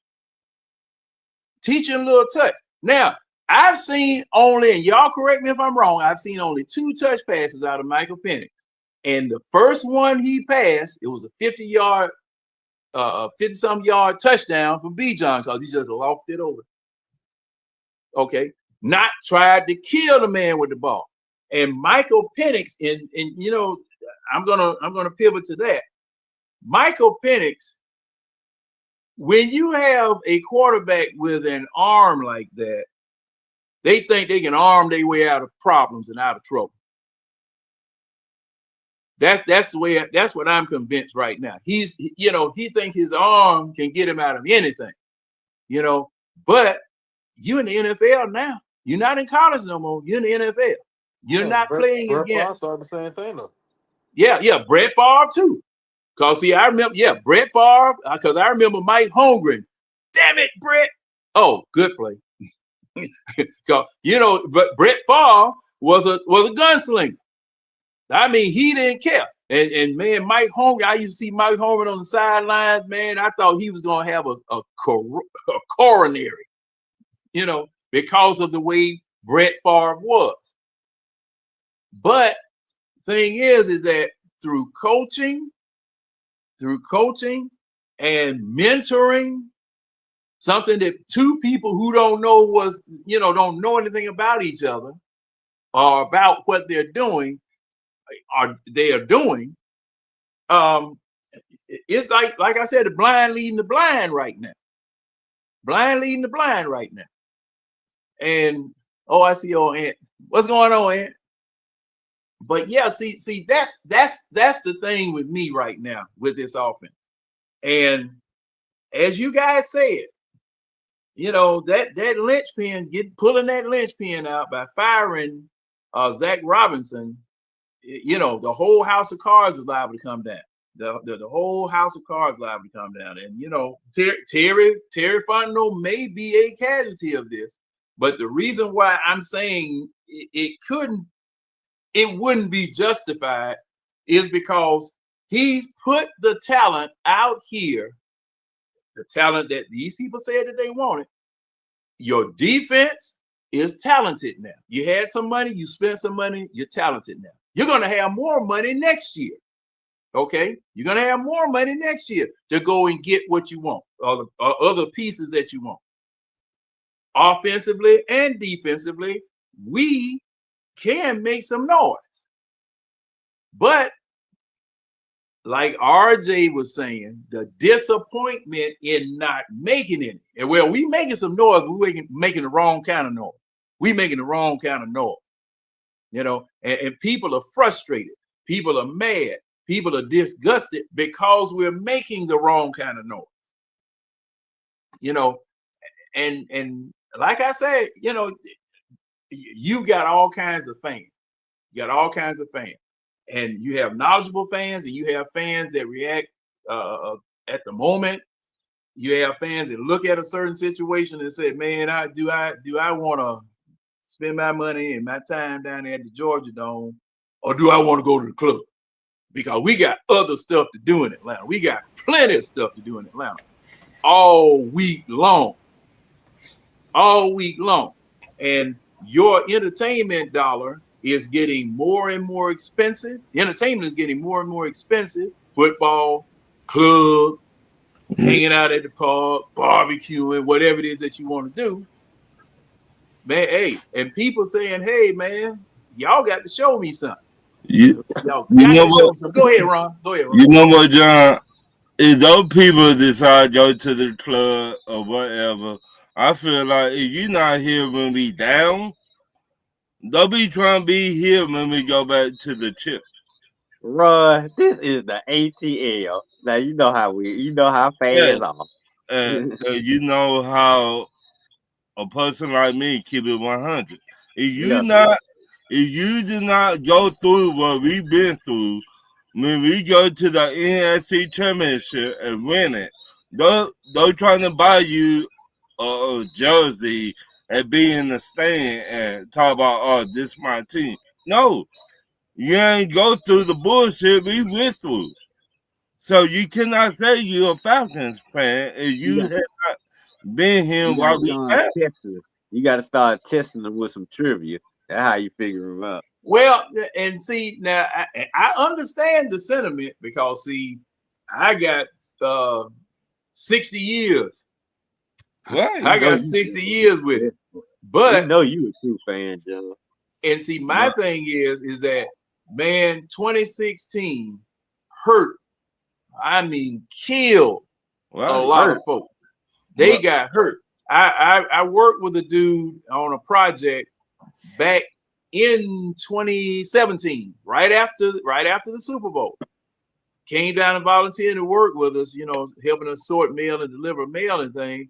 And you know, he was wearing his Falcon stuff all the time. And, you know, I said, hey, anybody wearing Falcon stuff, I'm going to go over there and I'm going to say something to him. Hey, man, what you wearing that for? You know, hey, man, I'm a Falcon fan. I'm true. You know, and so, you know, talking with this man, he said, man, look, he said that was the longest doggone ride back from Houston that he's ever taken because it hurt. And there are a lot of people that just said, I'm done. They just said, I'm done. And it was mostly the older people. Because they just could. Because, see, when you get diehard, and you've been in that Fulton County Stadium parking lot right across from the Azar's package store, had everybody come by and try to beg stuff from you off of your barbecue grill that you done set up and cooked all morning and all that type of stuff. Look, man, it hurt. But John, and those people, they just can't take it. And I got to give it to them. But you gotta look at stand it. Get gone. You know, don't let this kill you. Don't let you gotta look at it, John. The Cleveland Browns fans been there and they had not even sniffed an AFC championship since when? No. See, now that's something that that people forget. Right. There were leagues before the NFL. Right. That's why a lot of those people's fan bases are so crazy. Right. There was a league before the NFL or leagues before the NFL, and they have championships in those leagues. So that's why those fans are the way that they are. And you're right, Ron. They hadn't been to the Super Bowl. That's what I look at. If you had not been to the Super Bowl since the end came together, and you still a fan of that team since the merger, right? Right. Mhm. And you still a fan, I salute you. Yeah. Oh yeah. You And see, ain't go hey, nowhere. Ron, and when the team left you and Right. went to Baltimore, Right. I salute you. And you man, still in those seats. man, I remember. Go ahead, Ron. I'm sorry. That was wrong with a lot of our fans today. Because if you look at it, they go with a winning team. Whoever winning Mhm. right now. Okay, you got Philly fans coming out of nowhere. Oh, I've been a Philly fan forever. No, you haven't. Mhm. You're a Philly fan right now because y'all won the chip last year. Well, you Yep. were there when they were all the way down? Probably not. Oh no. But see, the thing is about Cleveland, Green Bay, Pittsburgh, Cincinnati, Boston, New York, Washington. Who else? And Bill, the Buffalo Bills. Like Right. Mill talking about, he's talking about the new Bills fan. Right. They get You him. got But see, those teams are legacy teams. Those right. are legacy teams. But all And what you guys need to do, I would advise that you do. I'm sorry, I'm not supposed to tell you what you need to do, but gentlemen, I would suggest there's this site that I always use to get my stats and everything from, and it's called ProFootballReference.com. You need to take a look. I said it again. Take a look at all of the teams that have been in existence that are no right. longer in existence. But I just said, Man, look, you got those fans, man, I'm telling you. every year. Yeah. Every year we see a fan, oh, I'm a Falcons fan. No, then next year, oh, I'm a Raiders fan. Nope. Then the next year after that, I'm a Philly fan. Then after that, when that team start winning, that's when you become their fan. How about stay on one team? Well, Ron, you can't hold them, Ron. That this still is America. Now they do that, but I just can't. you can point it out. You can definitely point it out. I just point it out because I see all these fans every year. You jump from team to team, and when your team start playing like shit, you jump somewhere else. How about stay with one team? I've been a Falcons fan since 1982. Yeah, man. It's hard. It's hard to have multiple football teams. Yeah, for some folks. I couldn't see it. Ain't no way in hell I can root for another fan. I Right. seen somebody post that shit in ABG the other day. What's your secondary team? I said, hold on. Know what? Yeah, I saw that. Y'all got secondary team? Right. I'm like, what the hell? He was I put so much time with the Falcons. I got time for another football team. Well, see, that's why. That's one of the reasons I don't play. That's one of the reasons I got two teams. I'm not rooting for another team. Period. Me I watch either. football because it's football, but rooting for a team is Falcon or nothing. That's it. Right. But that's my point, Winston. You don't really got no fans. They just stay. A lot of fans that just stay with one team through the good and the bad. If you still here after that Super Bowl, right, then you're a real fan. I'm here because I ain't got nowhere to go. Oh shit! Yeah, I mean, but what I'm saying, if you didn't jump us after that Super Bowl, you should. You got all these bandwagon people out here go from team to team to team, and you don't know shit about the team you going through. Just because they hot 1 minute, that don't mean they will stay hot. Like if you over 20 something, and you just became a Kansas City fan in the past 5 years, you're not a real fan. Right. I cannot take you serious. I'm with you, Winston. I cannot take you serious. I cannot talk football with you because you're not a real fan. Yeah, I'm gonna cut the conversation short because Right, I'm gonna ask you a couple of questions. right. You ain't gonna know the answer to it, and Yeah, they be that. All right, brother. All right, you have a good one. right. I'm going about my business. I don't want to cut you short. Be like, all right, dog.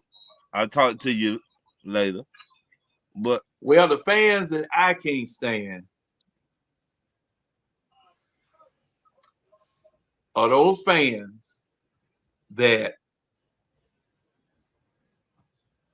when the playoffs come and we are depending on somebody to beat somebody in order for us to get in. And are you okay? You're gonna be a Buffalo Bills fan this week, because see, if the Buffalo Bills beat New Orleans, that means you get in. No. but No. that what you got out here, John. No. That, I can't root for no other team. And the first thing I tell people, if we took care of our own business, you wouldn't be in this predicament right now, depending on somebody else to do your job. Because see, Europe now, when the Rams were playing the New Orleans to keep New Orleans out of the dome, these people changed the colors of the bird and the helmet to blue and gold, and was selling T-shirts with Atlanta Rams on it. I was 357 high. I was 357 high. Oh no, hell no. But that the type of fans out here, John. That's what I've been talking about this shit for the last 20 years. I don't want to get in just because this team lost, that team lost, that team lost. If we handle our business starting on Sunday and kick ass and take names, that's how I want to get in. Yeah, right. I want to walk in, head up, walking tall, and bust through the door. I don't want to when the door just open up, I run and hurry up and get in or slip in or something like that. I want to walk in there, bust the door open and say, yeah, that's right. We him. Now, who the next clown I got to knock down? That's the way you're supposed to go in the playoffs. You know, teams that slip into the playoffs, team that slide into no, I don't want to do that. I just prefer not to. Yeah, I don't like getting his back though. But that some type of fans out here, John. Yeah. Well, and the thing is, God love them. Pay them no attention. You know, hey, that's the way you want a fan. That's the way you want a fan. My conversation, just like you guys say, my conversation with you guys, those types of fans is going to be very limited. You know, it's going to be very limited. I be like, I don't got nothing for you. Don't even come. Don't even say hi to me. No, I might cuss you out. Hell, cause now run with the amount of shows you on. I'm sure you talked to at least one of them. I talk, and I don't got that much time. Yeah. Now that we wrangled and wrung all of the oil out of this rag, that was the game Sunday. What do we have to do to win this one this Sunday? Simple. Go ahead, Ron. Hit Mariota or whoever in their mouth. The same way we did JJ McCarthy, we got to do it to this quarterback. Which one it is. And we got to put a spy in the middle. So if that quarterback decides to run out of the pocket, our spy be right there. That's how I look at it. If it were up to me, I would put 2 spies on them. One on each side of the field. If it were up to me. All right. Hey, Jane, what you think? Here. I'm right here. Ron. Hmm? Okay. Let me ask you this question. You remember Mm-hmm. and I'm not trying to rub it in or anything, fellas. I know. I know. I'm not do that. I'm asking the question. You remember the SEC championship Yes. with Georgia and Alabama? Yes. How many spies did they have out there? 2, 3. Two. They would dabble from 1 to 2. Right. And what happened? It did not work out. Okay. So I want to do the 2 spot thing, bro. The key thing is just keeping JD5 off the field. Long drives, sustainable drives, good play calling, and give our defense to rest. Because you give our defense more time to rest, they are capable of stopping him. With the speed that this defense has, they can stop him from scrambling. You have a Diablo, you have a James Pitts, you have a Jalen Walker. You you got ample amount of speed on this team to stop him without a spot. Um, the key thing is that to see how this Zach Robinson and Michael Penis thing is going to work from the sidelines to see if the plays could get called better from the sidelines to make sure that they have the plays in sight. Um, and that's pretty much it.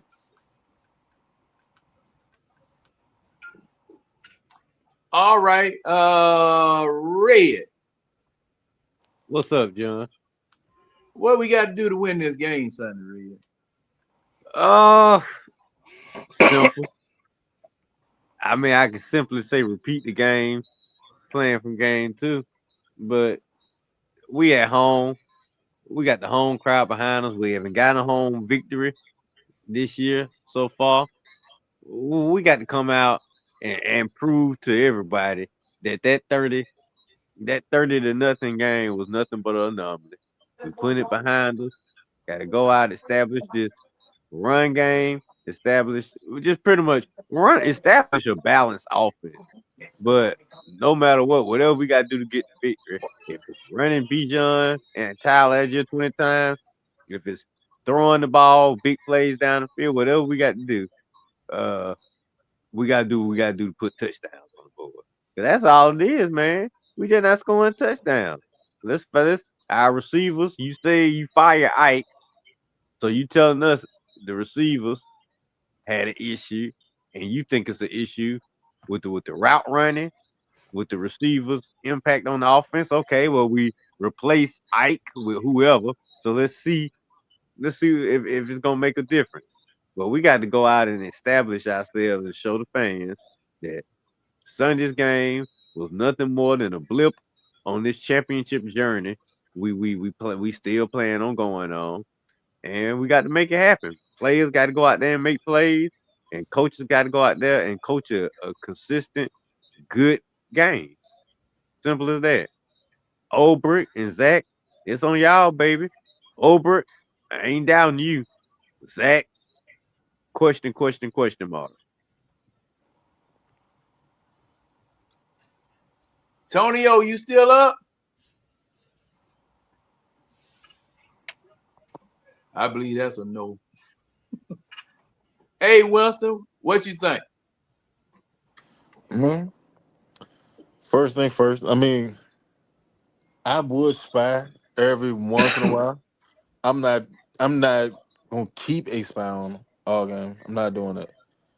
But I would spy every once in a while with Caden Ellis, cause Diablo got way more range and speed and better coverage skills. So there's that.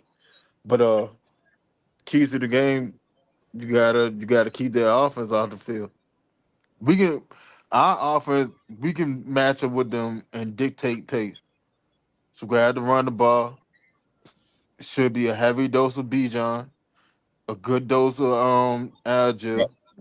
You know what I'm saying? Let's get Cal Pitts involved early in the game. So that's a whole nother threat that they got to worry about. and keep Jaden Daniels off the field. Still trying to find out what's going on with Terry McLaurin because I don't think he. Okay, I he don't think. might I be don't think playing. he. Yeah, I don't think he practiced on today. I know. Take I that know. clown off Jaden my fantasy Daniels. team with it injury prone ass. I mean, he older, man. You get Right, he almost like what 30? no, he over 30. He like Dang. 30. He be 31 for the end of the season, I think. But I mean, he can run into the same shit Grady did. Yeah, They took it away to say he done got older, used yeah. random treads off the damn tire, and then Mm, decided to put a team around him. mm-hmm. We did the exact same shit to Grady. Well, that's neither here nor there. We um, got to play all day yeah, Sunday. Washington secondary can be had. Uh, Von Miller, he's still effective. Only person I'm really, the only person that really you got a key on is Frankie Louvu. Mm-hmm.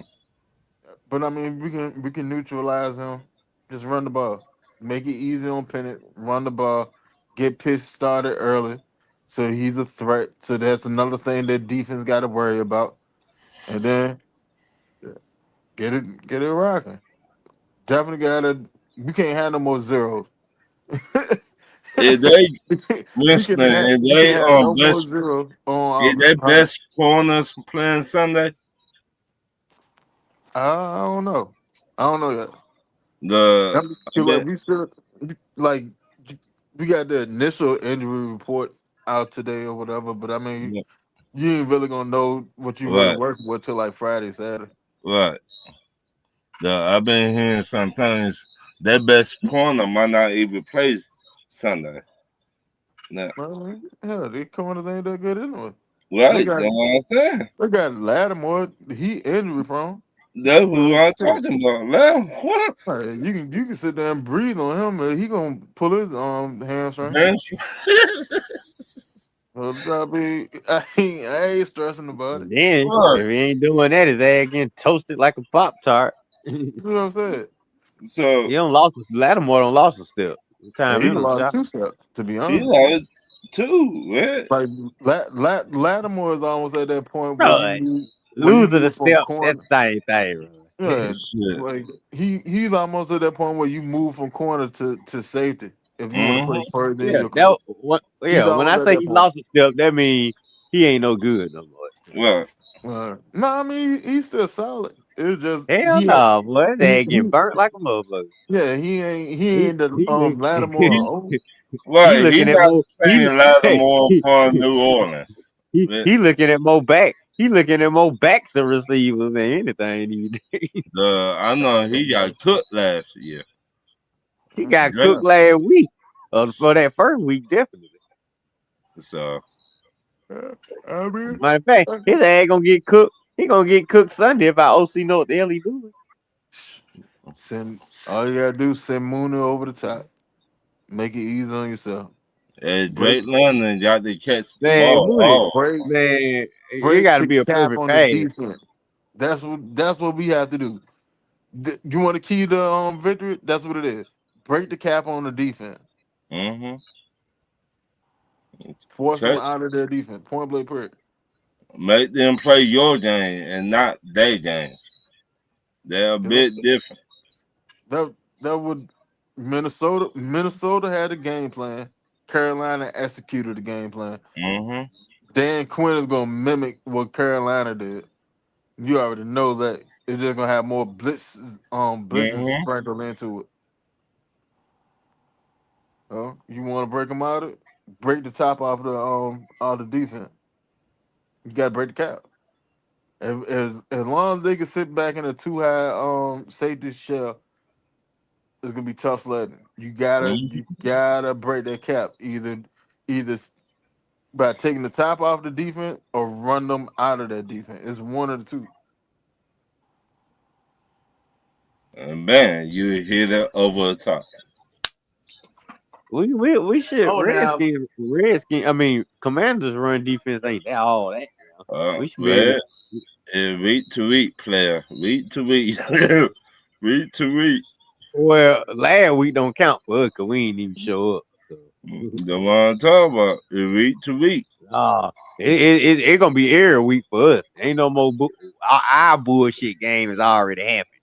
So Uh, a lot of teams said the same thing, and they get dropped like a bad habit. we ain't finna get dropped no more. I promise you that. But I think You hope. I Yeah, I hope. You hope. Terry Um, Fondo said before the draft, we want guys that after a loss they get mad. Well, we got some now. Put it No, on. well, we gonna find out if we got some. Cause that was a bad loss. They got to Mm, come out. They got to come out and try to embarrass the Redskins. I mean so the Commanders.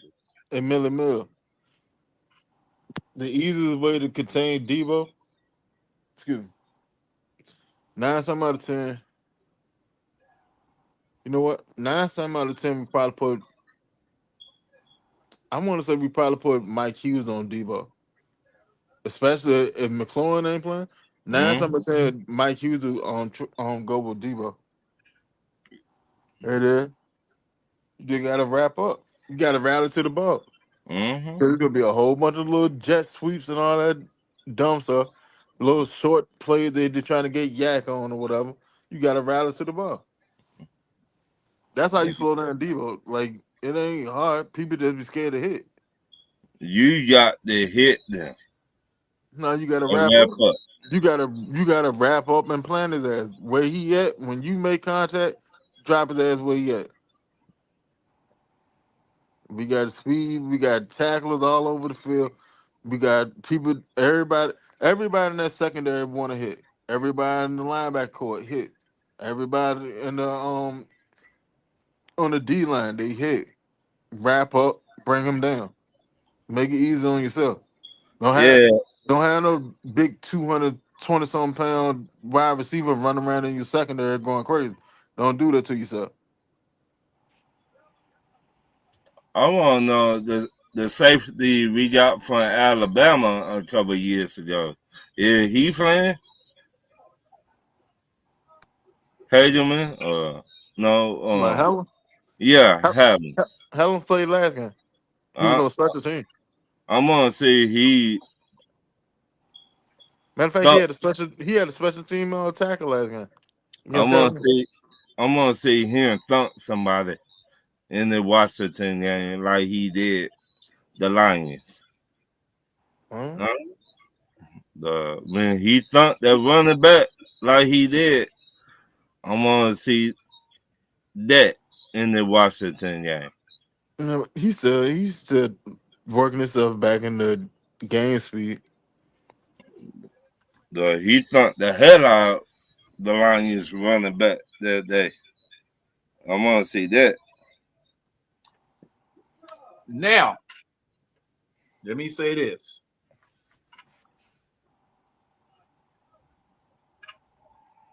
This is going to be on Zach Robinson and Michael Penix. And, of course, wide receivers. We are going to have to run the same way that we ran in Minnesota.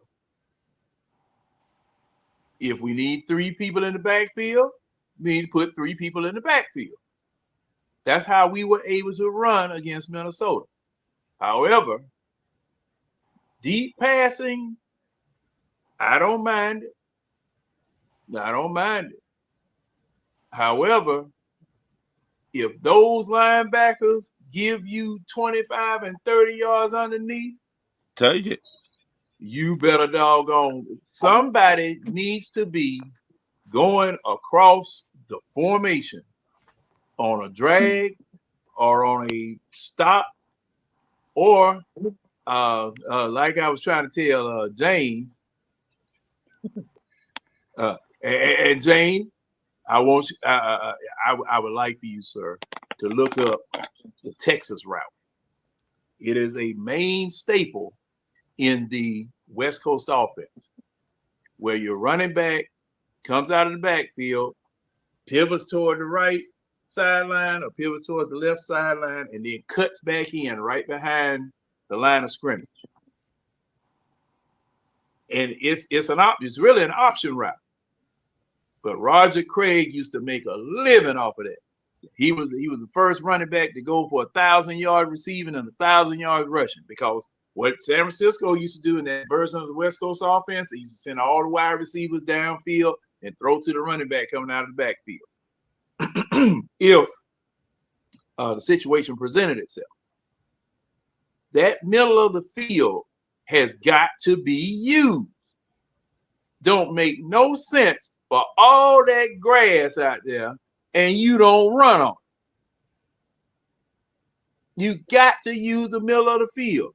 Like I was saying in the film review, Matt Millen, all during the game, he said the middle of the field wide open. Why aren't the wide receivers going there? Why isn't your tight end going there? Instead of going 30 and 40 yards downfield, your tight end can catch a pass right there beyond the line of scrimmage. If it's first down, you got 5 yards automatic. So, hey, you got more than enough for your second and third down to be easy as pie. Keep moving the ball downfield. And just as soon as some folks start cheating up, bomb them. Bomb them. Bomb them. That's what I want to see out of my offensive coordinator. And gentlemen, you can go all on YouTube. You can go on Facebook. Winston has posted some things, and there's so much stuff out there about our game. There's just so much stuff out there about our game last week. It is sickening. It's just sickening. And all they're talking about is what happened to Penix? What's going on? Because the Penix that played last year against the Redskins don't look nowhere near like the Penix that's been playing these past 3 games. The offense does not look nowhere like the last 3 games of Penix last year versus the first 3 games of Penix this year. It's just about night and day. It's night and day. And I'm banging my head. What the hell happened? What's going on? I mean, I don't believe in momentum carrying over from one season to another season, because see, you're not playing football for doggone 6 months. Okay. But I believe in progression, that the things that you did last year should be able to carry over this year, at least have a base mark for starting the season. And we haven't seen that. We have not seen that. And that is, man, that is disheartening. That is disgusting. I'm just shaking my head because this is pitiful. Go ahead, Ron.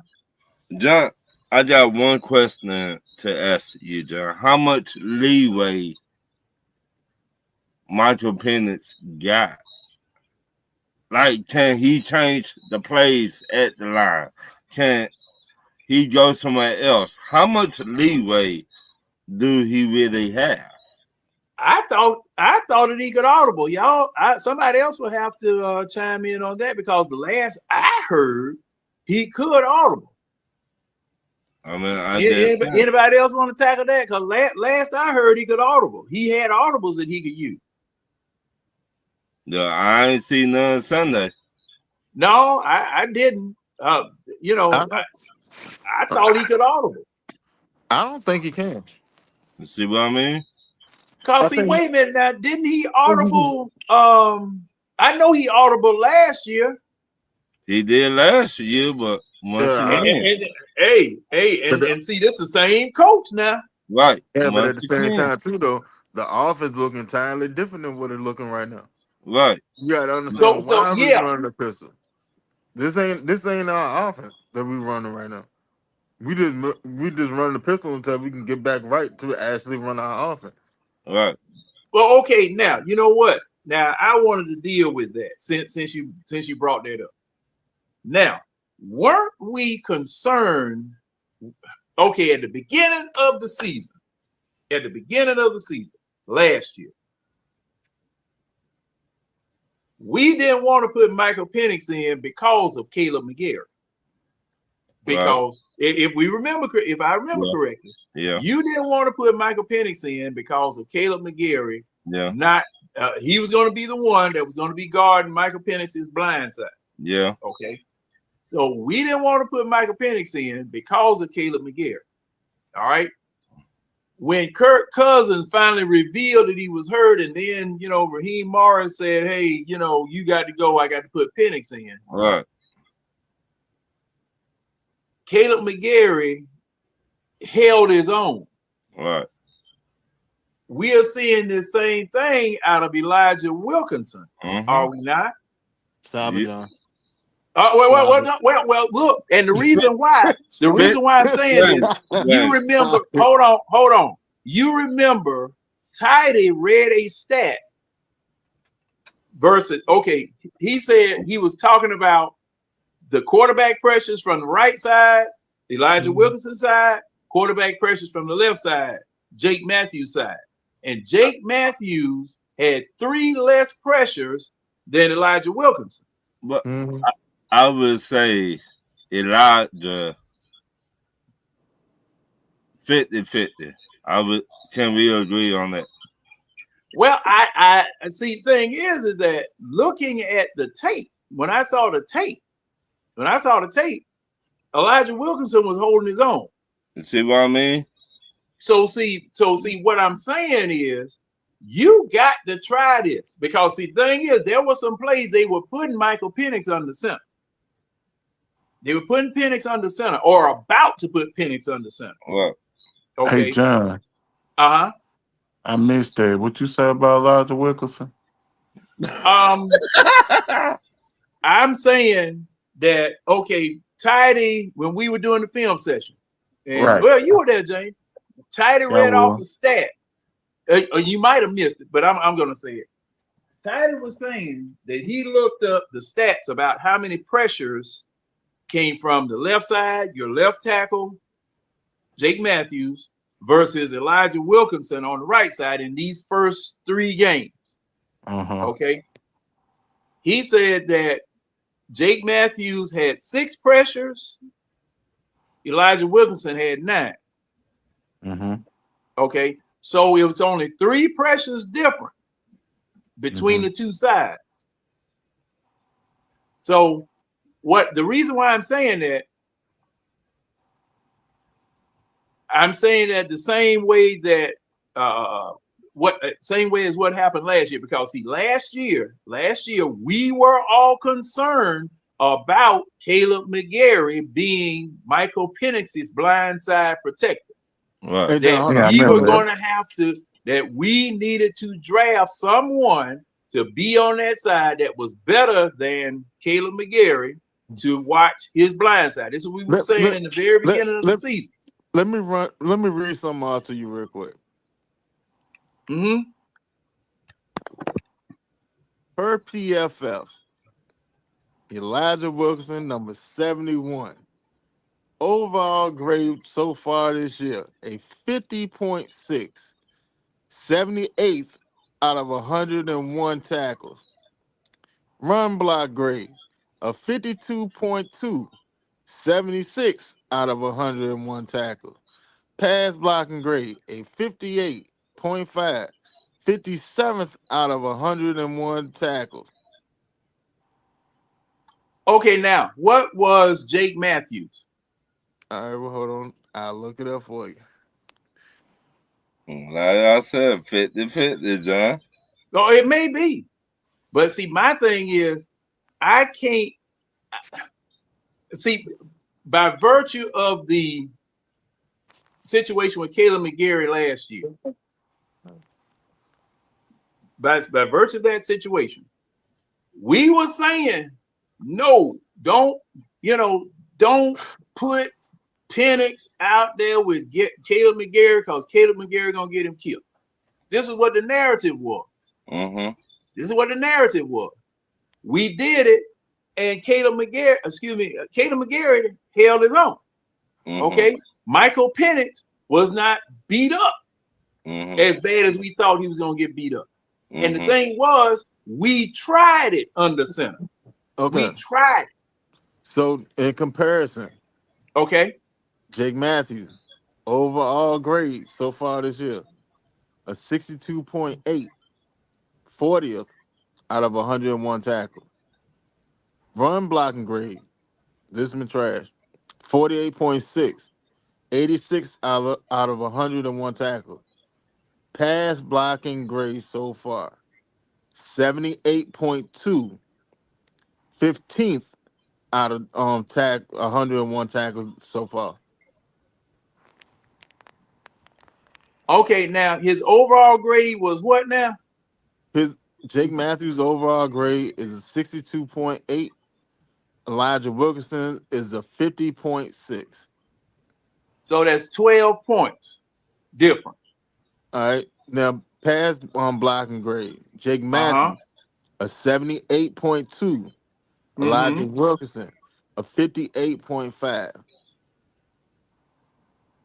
Okay. Okay, so 78, so that's 20 points. Yes. Okay. And I know what I want to ask. In rank for tackles, Elijah Wilkinson is where? 78th out of 101. And Jake Matthews is 40th out of 101. okay. So it must be a whole bunch of folk clumped up there together. If my off-the-cuff statistical analysis is good. Okay, now this okay. I hear the grades, but I see the results. He's only been pressured 3 more times than Jake Matthews. John, you He only still been got to pressured. factor in the whole point of tight end staying in the block on this side. Right. Running back coming Well, to chip from his side. has Pitts been Like staying in there like Charlie that? Warner been staying in there. Charlie Warner been staying on that side right there. Okay, well, but wait a minute now. Does Charlie hold on, wait a minute. Does Charlie Warner staying in there affect his grade? Yeah, because that's still his assignment. So but Warner helping him on it. Warner technically don't have an assignment to block. He's assisting on it. It's like a chip block. Okay. He hit the person, then go up. Okay. Ty put up updated stats. Are you about to give us some, or are those updated?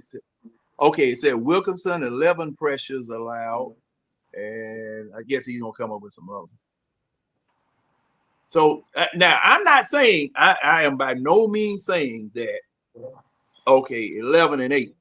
Okay, Wilkinson 11 pressures allowed, Matthews 8 pressures allowed. And I am what I'm saying right now, I'm by no means saying that these two people are equal, or that, because I know Jake Matthews is a veteran. He's a frontline veteran. We drafted him in the first round and everything. They both veterans. Elijah Wilkins ain't no spring chicken. He's 30 years old. No, I'm talking about, I said Matthew. Yeah, I'm talking about Matthew. Jake is 33, Elijah is 30.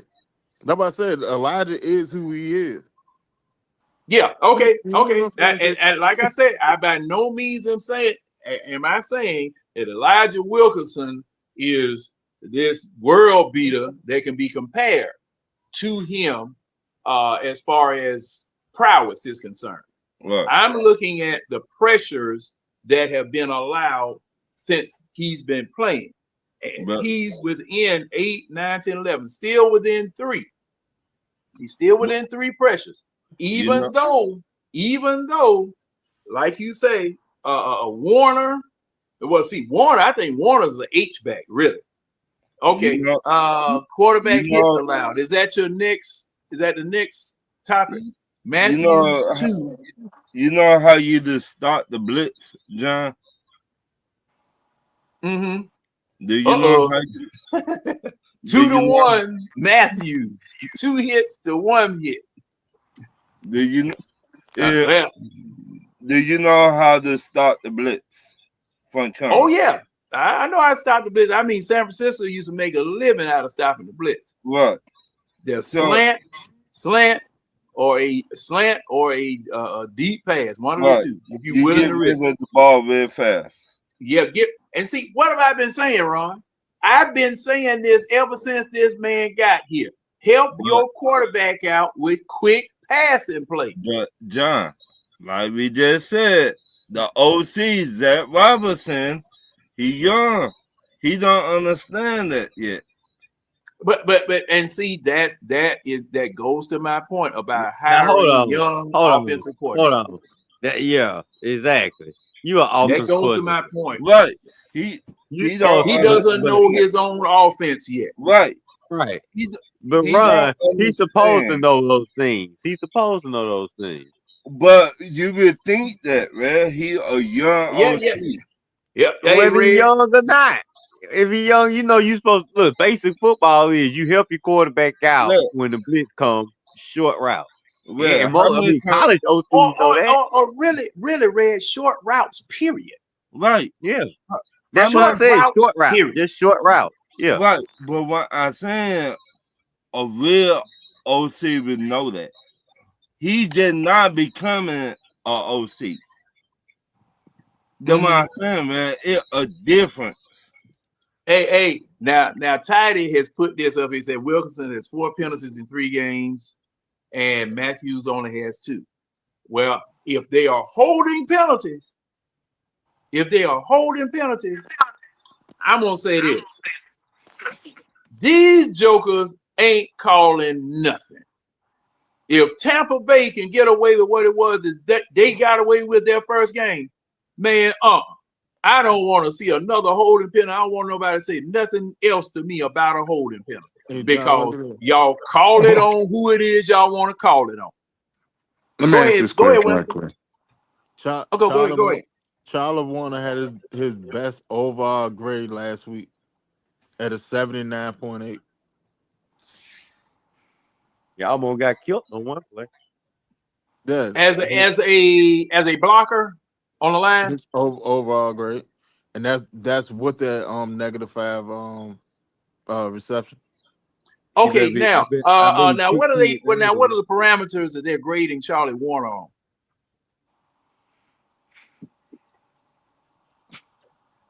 I'll let Winston look that up. But go ahead, James. James, you about to say something?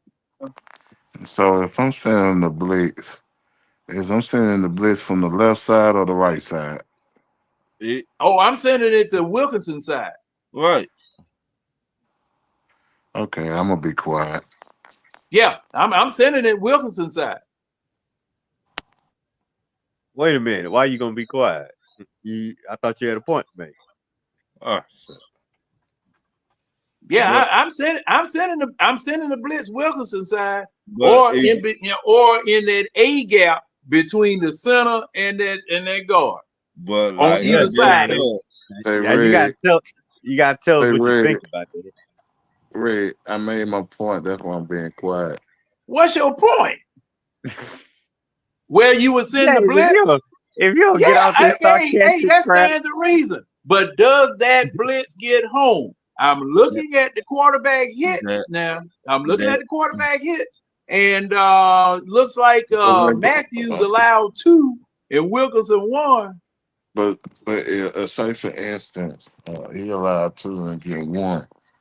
But one of them, if you remember, it was an offsides and a holding.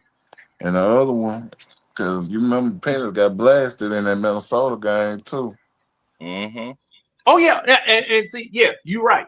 And see, everybody gets that. At one time or another, now the offensive lines are not the shields of steel like they used to be. right. Especially ours, since it's a makeshift offensive line. And see, like I said, oh, that was that play where he jumped off sides, and then they called holding on Wilkinson. And that was the one I was acting a fool about last week, right? Wasn't that it, James? Mm-hmm. Yeah, that's when I was acting fool. And see, hey, that's why I said holding call, man. See, I didn't understand that, and I still don't understand it. That's why. I still don't understand it. That's why. If All I was Raheem, acting crazy about was that D Alpha done pass interference. Oh That yeah, just yeah, yeah, I yeah. mean, because he actually playing a good game. I can't believe I'm giving Alpha credit. But Alpha, I mean, Raheem was right about that. D Alpha did play a solid game in AJ place. I told y'all Alpha would be better outside than inside. I but told y'all that. come again, man. If But AJ plays this week, we don't know. I don't think he. I wasn't thinking about AJ playing that week. I don't think AJ gonna be back till after the bye. Yeah. Mm. AJ And probably come back. AJ probably come back when everybody else come back. It'd be him, Trice, and Norton. They all come back together.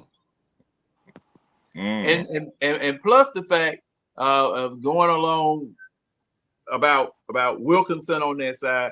Why you not rolling the pocket to the left, Mr. Offensive Coordinator? Why your pocket not rolling to the left? You know, or rolling to the right, or loading up that side and rolling it to the right. I mean, move the No, pocket. I mean, come call on, y'all. let's call Ike and ask him since it was his fault. Yeah, yeah. No, that's I'm talking about the offensive line. Can I ask a Once again, question? Yeah, go ahead, questioner. Go ahead. What's the purpose of the boot?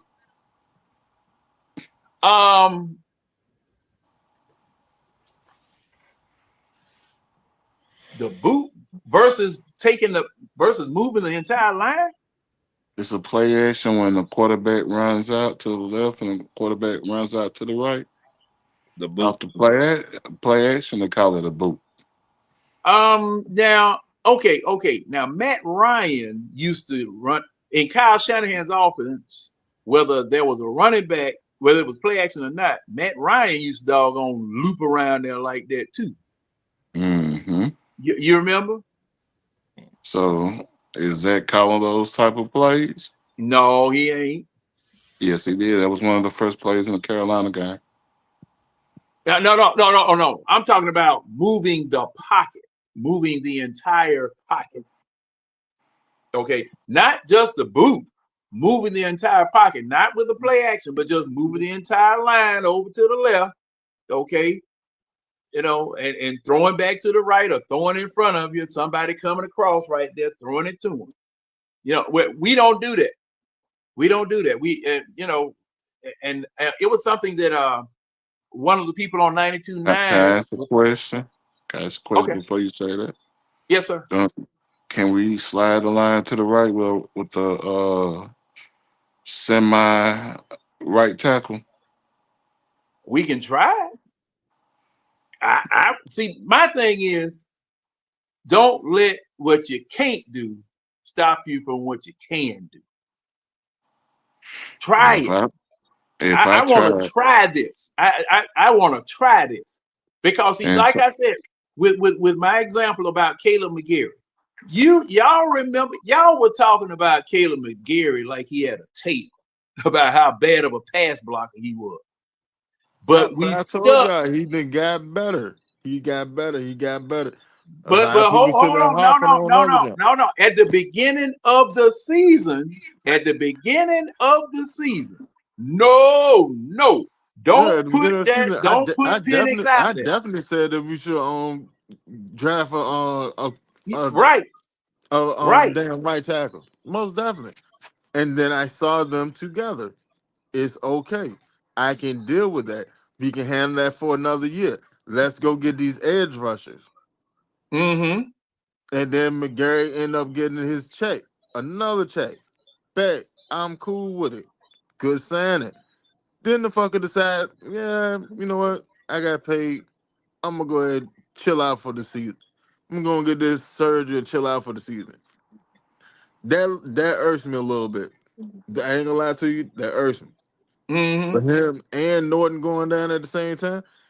Oh, that was real bad timing there. Because McGarry made his decision and then they announced Norton the very next day. Did they? Mm-hmm. Did McGarry seek a second opinion? You mean like Yeah, Terry McLaurin? yeah. McGurk checked a couple of junk because the first, well, quote unquote, they said that he was looking at other opinions to decide whether he was gonna have surgery or not.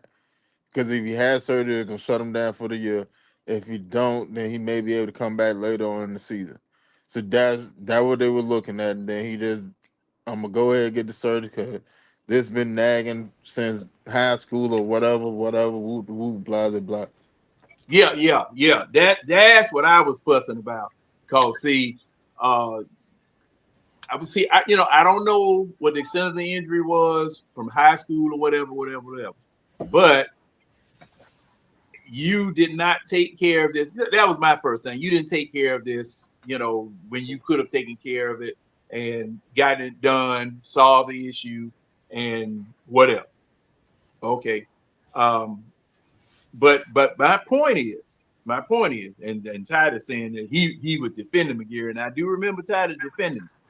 But my point is that you put Penix back there with Caleb McGarry on that side. You put Penix back there with Caleb McGarry on that side. And that was Penix blind side. Now, the only way you knew that Caleb McGarry got better was to test it out. That's the only way we knew. Because I was saying, because you remember I was saying that he's a great road grader, but his feet in cement. I said the same thing. I said the man's feet was in cement as far as pass blocking, Mm-hmm. But you had to try him because Kirk Cousins going out gave you no choice. You had no choice, So and Toddy, I understand that whenever he had the surgery, he was going to have to sit out an entire season. And see, that was So why we mad about something?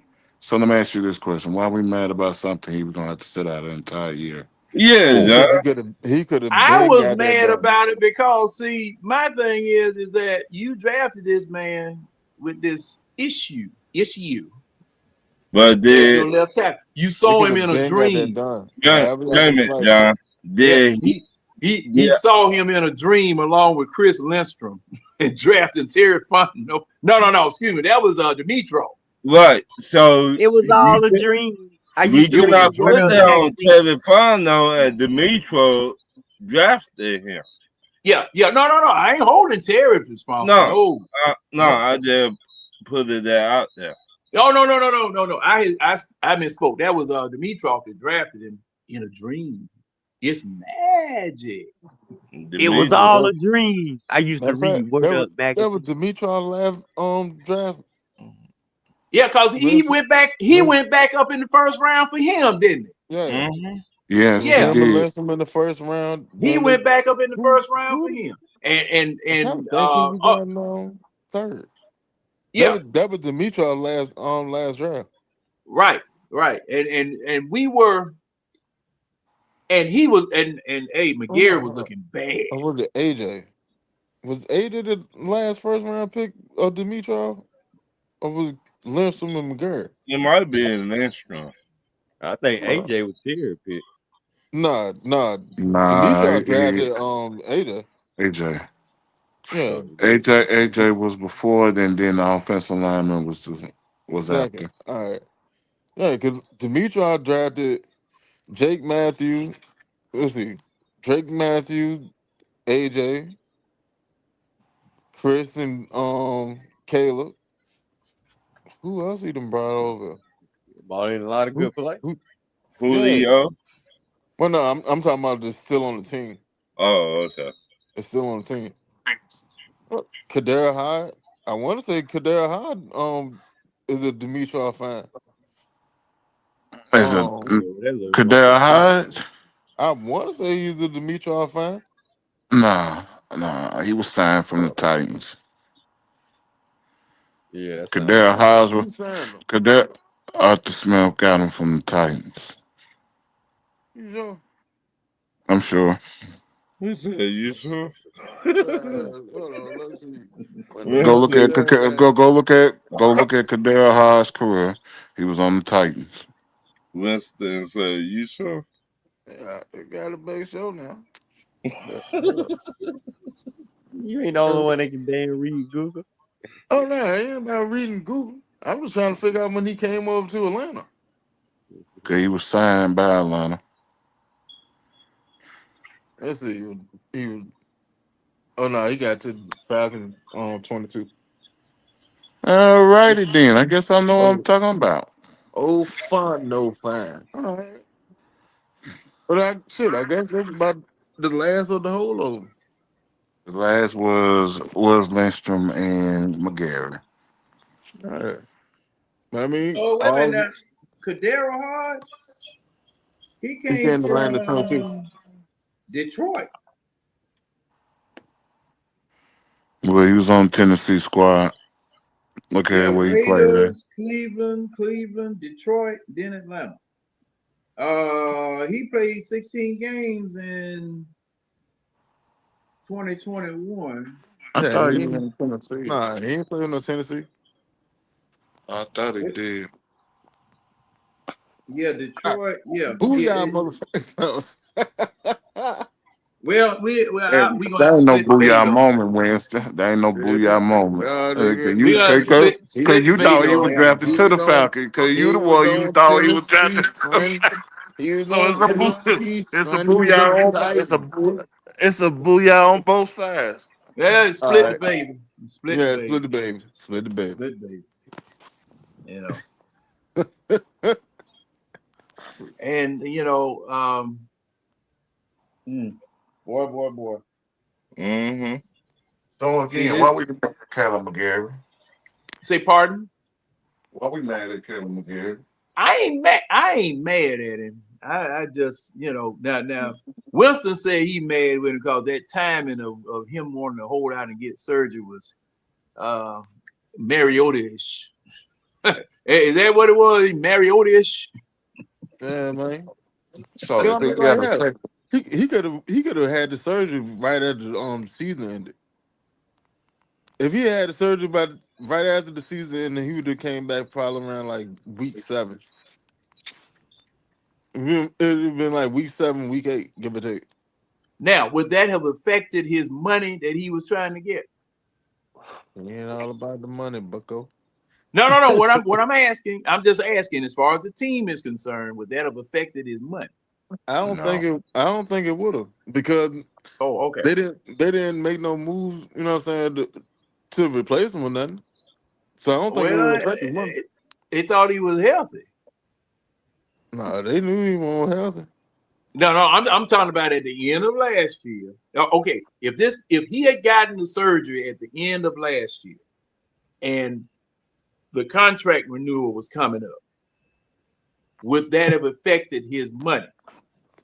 No, God, no. Okay. Like if they had taken and drafted somebody early in the draft, that would have affected his money. That would have affected his money. They would have let him play out his last year on his contract, and then revisit the situation after the season. When But did Jake Matthews sign his extension? this one or the one before him, This one. this one he just signed him off like a month ago. He signed the extension. Then like the following week? It was like the following week, 2 weeks after. Then when the whole surgery thing came about. And And I'm who you talking about think? Jake. I'm talking Oh, you about think Jake. Jake got restructured 22? I thought he signed the. Was it a restructure or completely an extension? I think he got restructured. I think he Oh, got a extension this year let's see. because it helped save on some of the cap money. Yeah, The I think that's from the restructure. Hold on, I'll find out though. Okay, now Toddy Oh, said we got to it keep in says mind Caleb got hurt in practice. He was carted off. right, Now, that's true, but and then he got hurt can you He got say that extension. he got hurt, or that issue with his knee finally just gave up the ghost? Hold on, man. We signed him to a goddamn extension this year. Yep. Who? That's why I was Jake trying. Matthews? Jake, yeah, right. yeah, we did. That's why I was asking. Jake got a 2-year jump worth 45 or 38 guaranteed. I forgot all about that shit. Was it 2025 or 2023? It was March of this year. 25. Okay, so that was more. He signed through 2028. Oh, they restructured him in. No, They he last signed, restructured him in 2023. Okay. All right.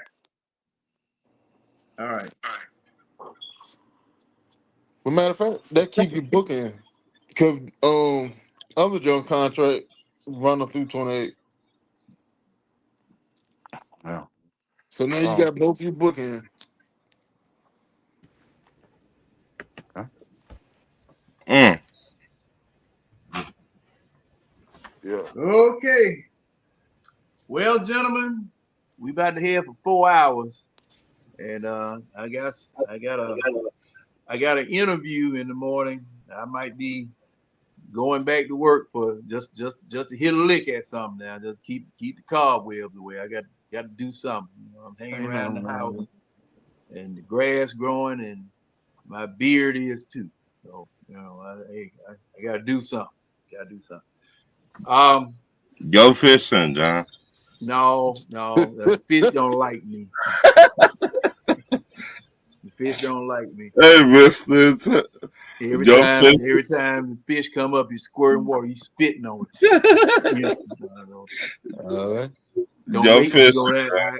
I done threatened all of them. Don't make me come down there. I'll bust every last one of y'all in the head. Beat y'all to the white meat. You going out there with 2 coolers, What? one full of beer, the other one empty. You come back with 1 cooler full of fish, the other one empty. Yeah. Now, if I come back with a half a cooler of beer and a half a cooler of fish, what that mean?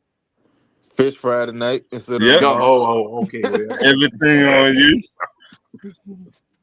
Hey, everything be on you, and we coming down there. All right. Hey, Red. What's up, man? Are you still with her? I ain't gonna have to give you no F tonight, is it? Oh no, I've been here. I just been listening. All right. Yeah. We was done with the meat of the debate. I just been on the sideline. No, I ain't gonna. I can't afford just go to sleep for one time a week. Now I can't do it back to back. Oh yeah. Well, hey, man, I was on that shift. I understand completely. But hey, what y'all doing this weekend, man? Yeah, fellas, I wasn't on Red and Real last weekend. I had to go to my nephew's black belt tournament. You know, so he can whoop Winston ass when he come out here and try to fight me. Yeah. Yeah, but anyway.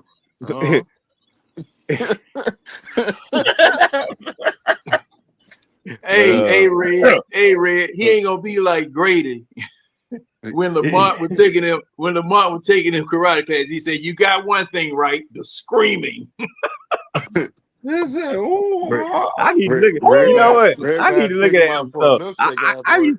I ain't really like the Grady years when Fred went to St. Louis.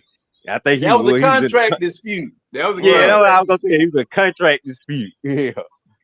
Hey, man, look, Sanford and Son, everybody. Friday night at 8:00. Everybody was looking at it, whether it was on or not. I mean, I be sending Winston some of the highlights of the show. I know that was before his time. You don't remember that? We too young to remember. Sam. Crazy. Side player, bro. I just missing. You should at least went back and look at some of the highlights. But yeah, that's a classic right there, man. Friday night. That when it was on. Yep. That's just Friday nights at 8:00, and then Chico and the Man came on right after that. That shit come on all the time now, John. Oh yeah. I was just reminiscing. One network or whatever. What was that now? I said it don't still come on. What is it? One network, TV one of them. TV Yeah, One. TV One, It come, TV it come One, on. It about on two, BET. Yeah, about on 2 yeah. or 3 streaming sites. Shit, it about on Mm-hmm. like But see, Prime. man, look, now I'm gonna tell y'all, wasn't nothing like seeing it when it first came out. I hate y'all missed a lot of that stuff when it first came out. Man, I'm telling you. It was But just like in Living Color or Martin. You know, remember when yeah, them shows? What when they had them episodes? I You had know to that catch was Martin. I had to catch Martin in reruns because I was working at night all the time. And I See, didn't know what the big deal was, but man, and Titus said the worst contract dispute was John Amos on Good Times when he left the show. mm-hmm. Yeah. And it was. Because see, But hey, y'all remember that episode about the Wiggler when JJ was gonna paint this lady picture? mm-hmm. Man, that man, John Amos had me cracking up. I used to Just a think half-hour he was show. that. I used to think he was that mean in real life. I used to really think he was that mean. Oh yeah, hey man. Look, most of your fathers back then, cause see, my dad, woo. Look, let me tell y'all something. I don't know what branch of the army my dad was in, but my mom told us when we were growing up, don't wake your dad up. Don't wake him up. Man, if you were to go over there and shake him and bother him, man, he would have his head down and man, he twist his face up looking every. Cause see, I think he must have been in special forces or something, just ready to wake up and kill or something, man. But man, dad, man, woo wee, I still remember that face right now. Woo wee, man. My dad was in the army too, so. Cause my daddy said he cracked me up. He said, cause my dad is real dark skinned. And he said that when he first went to Germany, the Germans were scared of him because they thought the U.S. Army had come out with a new type of soldier called night fighters. Lord have mercy. But Red, you gonna be on the show this week? Yeah, I'll be back this week, fellas. Some big games this week. I gotta be there to break them down. We got that's right. Georgia and Alabama has got the prime time spot on ABC this weekend at 8 o'clock or whatever. And we playing in Athens. And got Bama down at the house. So we playing. Game boys coming to Athens, man. It's gonna be a big game.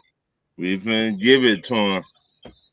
And then we got Falcons and Commanders. So we got two big games this week. I gotta be on there, talk about them, break them down. So I have know what we can expect going into them. But yeah, that's how y'all know where to catch me at. Saturdays, 10:30 a.m. during the football season. Red and Real Sports Show, Saturday mornings. Thank you, John and Winston, for having me tonight. James, I'm about to say Coach, but nah, I saw Coach show debut though, him and Keely. Lord, Hey, and it wasn't bad. wasn't Tony you? O's in there? What'd you say, Ron?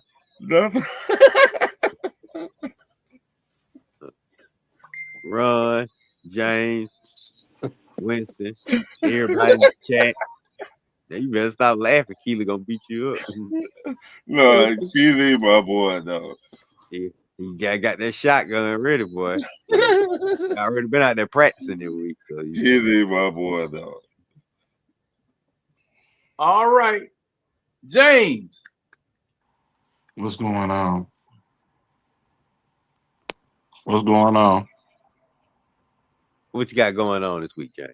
I was gonna wait and see if he was gonna understand. Man, look, I'm feeling laid down, but this weekend I'm gonna be chilling out. I'll be watching the Bama Georgia game. Run watching mine, and and but nah, man, I'm anticipating a good game this weekend between Georgia and Bama. It's gonna be a really good game.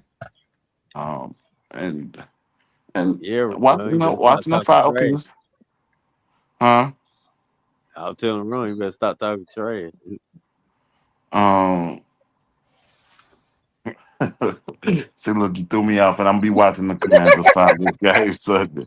Man, y'all be easy, y'all be smooth, and y'all stay blessed, man. All right, I ain't thank you, talking sir. trash, James. Ron. I will be on the Pops and the Henry show tomorrow.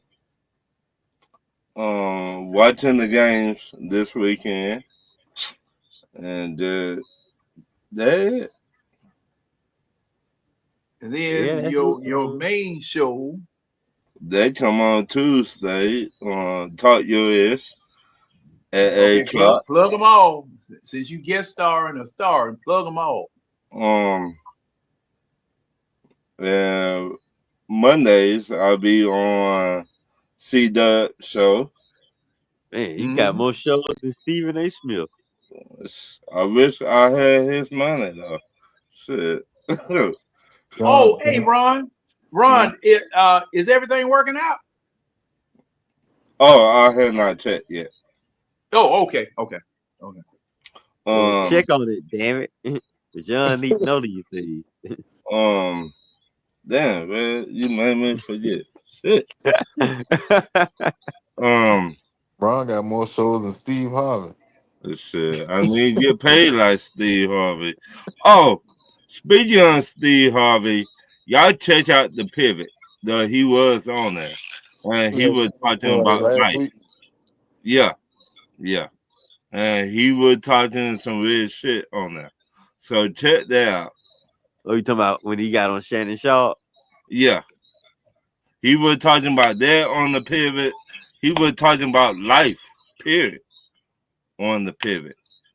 But he was referring to Shannon Sharp when he was bringing up all Yeah, that stuff about clicks and yeah, likes. yeah. But that's about it though. Like and share. And by the way, check on your family members. Never know what a person going through behind closed doors. So like and share the show, y'all. All right. Winston. Yeah, I second that on what Ron said, man. I always check on your family. I always check on 'em. That's right. Never know people suffer in silence, man. That should Mm-hmm. be good. I'd rather hear your story than read your obituary anytime. Right. I don't want to see you on Channel 2 News and Channel 5 and 11. And, nah. Check on your people. Oh shit. But you catch us on the eye test. We got two Facebook group, one public, one private. Trying to build it on the public one up more. On Twitter, we on that too. Same moniker, the eye test. You catch us on YouTube every Wednesday, 10 o'clock. Start off with fact content, and tell them where the conversation will go, but you're gonna enjoy the ride along the way. Mm-hmm. Shout out to everybody that came through on the panel. James, Red, Tonio, Ron, RJ. Am I missing somebody? Oh yeah, I forgot about Art. What? But I feel like I'm missing somebody. Who else came through? I think that was, let me see, we had 1, 2, 3, 4, 5, 6, we had I thought 7. we had 7. We did. Let's With see. James and RJ that made RJ. 7. Yeah, all right. So we good. Where was William at tonight? I know, right? Somebody check on William. Somebody do a wellness check Hey, on William. hey, y'all in the comments, check on William, dog. Check on William, Avery, man. See if he posted He lately. couldn't survive 30-0. What kind of Yeah, fan is he? hey, man, he was going through it, man. He was going What? through it on Sunday. Hey, So somebody be check on like William. that sometimes. I haven't seen him comment since Monday. So I don't know. Uh-uh. He dumped the team. He ain't no Falcon fan no more. Boy, I tell you. That's Check some on your bullshit. people, man. Oh shit. He'll come back. He'll come back when we win, y'all, Whoa, and whoa, be whoa! like, What language is that, Red? Good grief! half, Y'all half, started speaking. half English, half That. yarny. Started speaking holiness Greek right then. He was speaking in remix. Oh crap! So, Y'all So, killing me. Tidy and Chief and let me see who else came through here. I got Millie Mill. Millie Mills and Keely and Coach came through. Miss Oh, he B. did? Realistic One, Strapped Up 24. Strap. What up, boy? Strapped Up 24. Who else? Miss B came through. D Mitch 93. Let me see. 3 Dirty. Georgia, Texas boy. Mark peeped in. Let me see who else. Wallace Smith. Let me see who else. Yeah, that's just about everybody. And everybody that came through. Nando, that's right. Nando came through here. Stopped by. Cool. Yeah, Miss. Who else? I'm just going through. But to all of you guys, we really appreciate you guys joining us tonight. We had a good night tonight. Wasn't as intense as it was on Tidy's show, but those were raw emotions, early emotions. Man, we were 38 hot. Everybody was 38 hot, and with good reason too. But thing is, ladies and gentlemen, we all have our different viewpoints, but we all arrive at this same conclusion. We want our Falcons in the Super Bowl as soon as possible, and we want the parade down Peachtree. We want it. We deserve it. We That's what I got to want. have it. Got to have. So everyone, just keep in mind, all opinions are welcome here.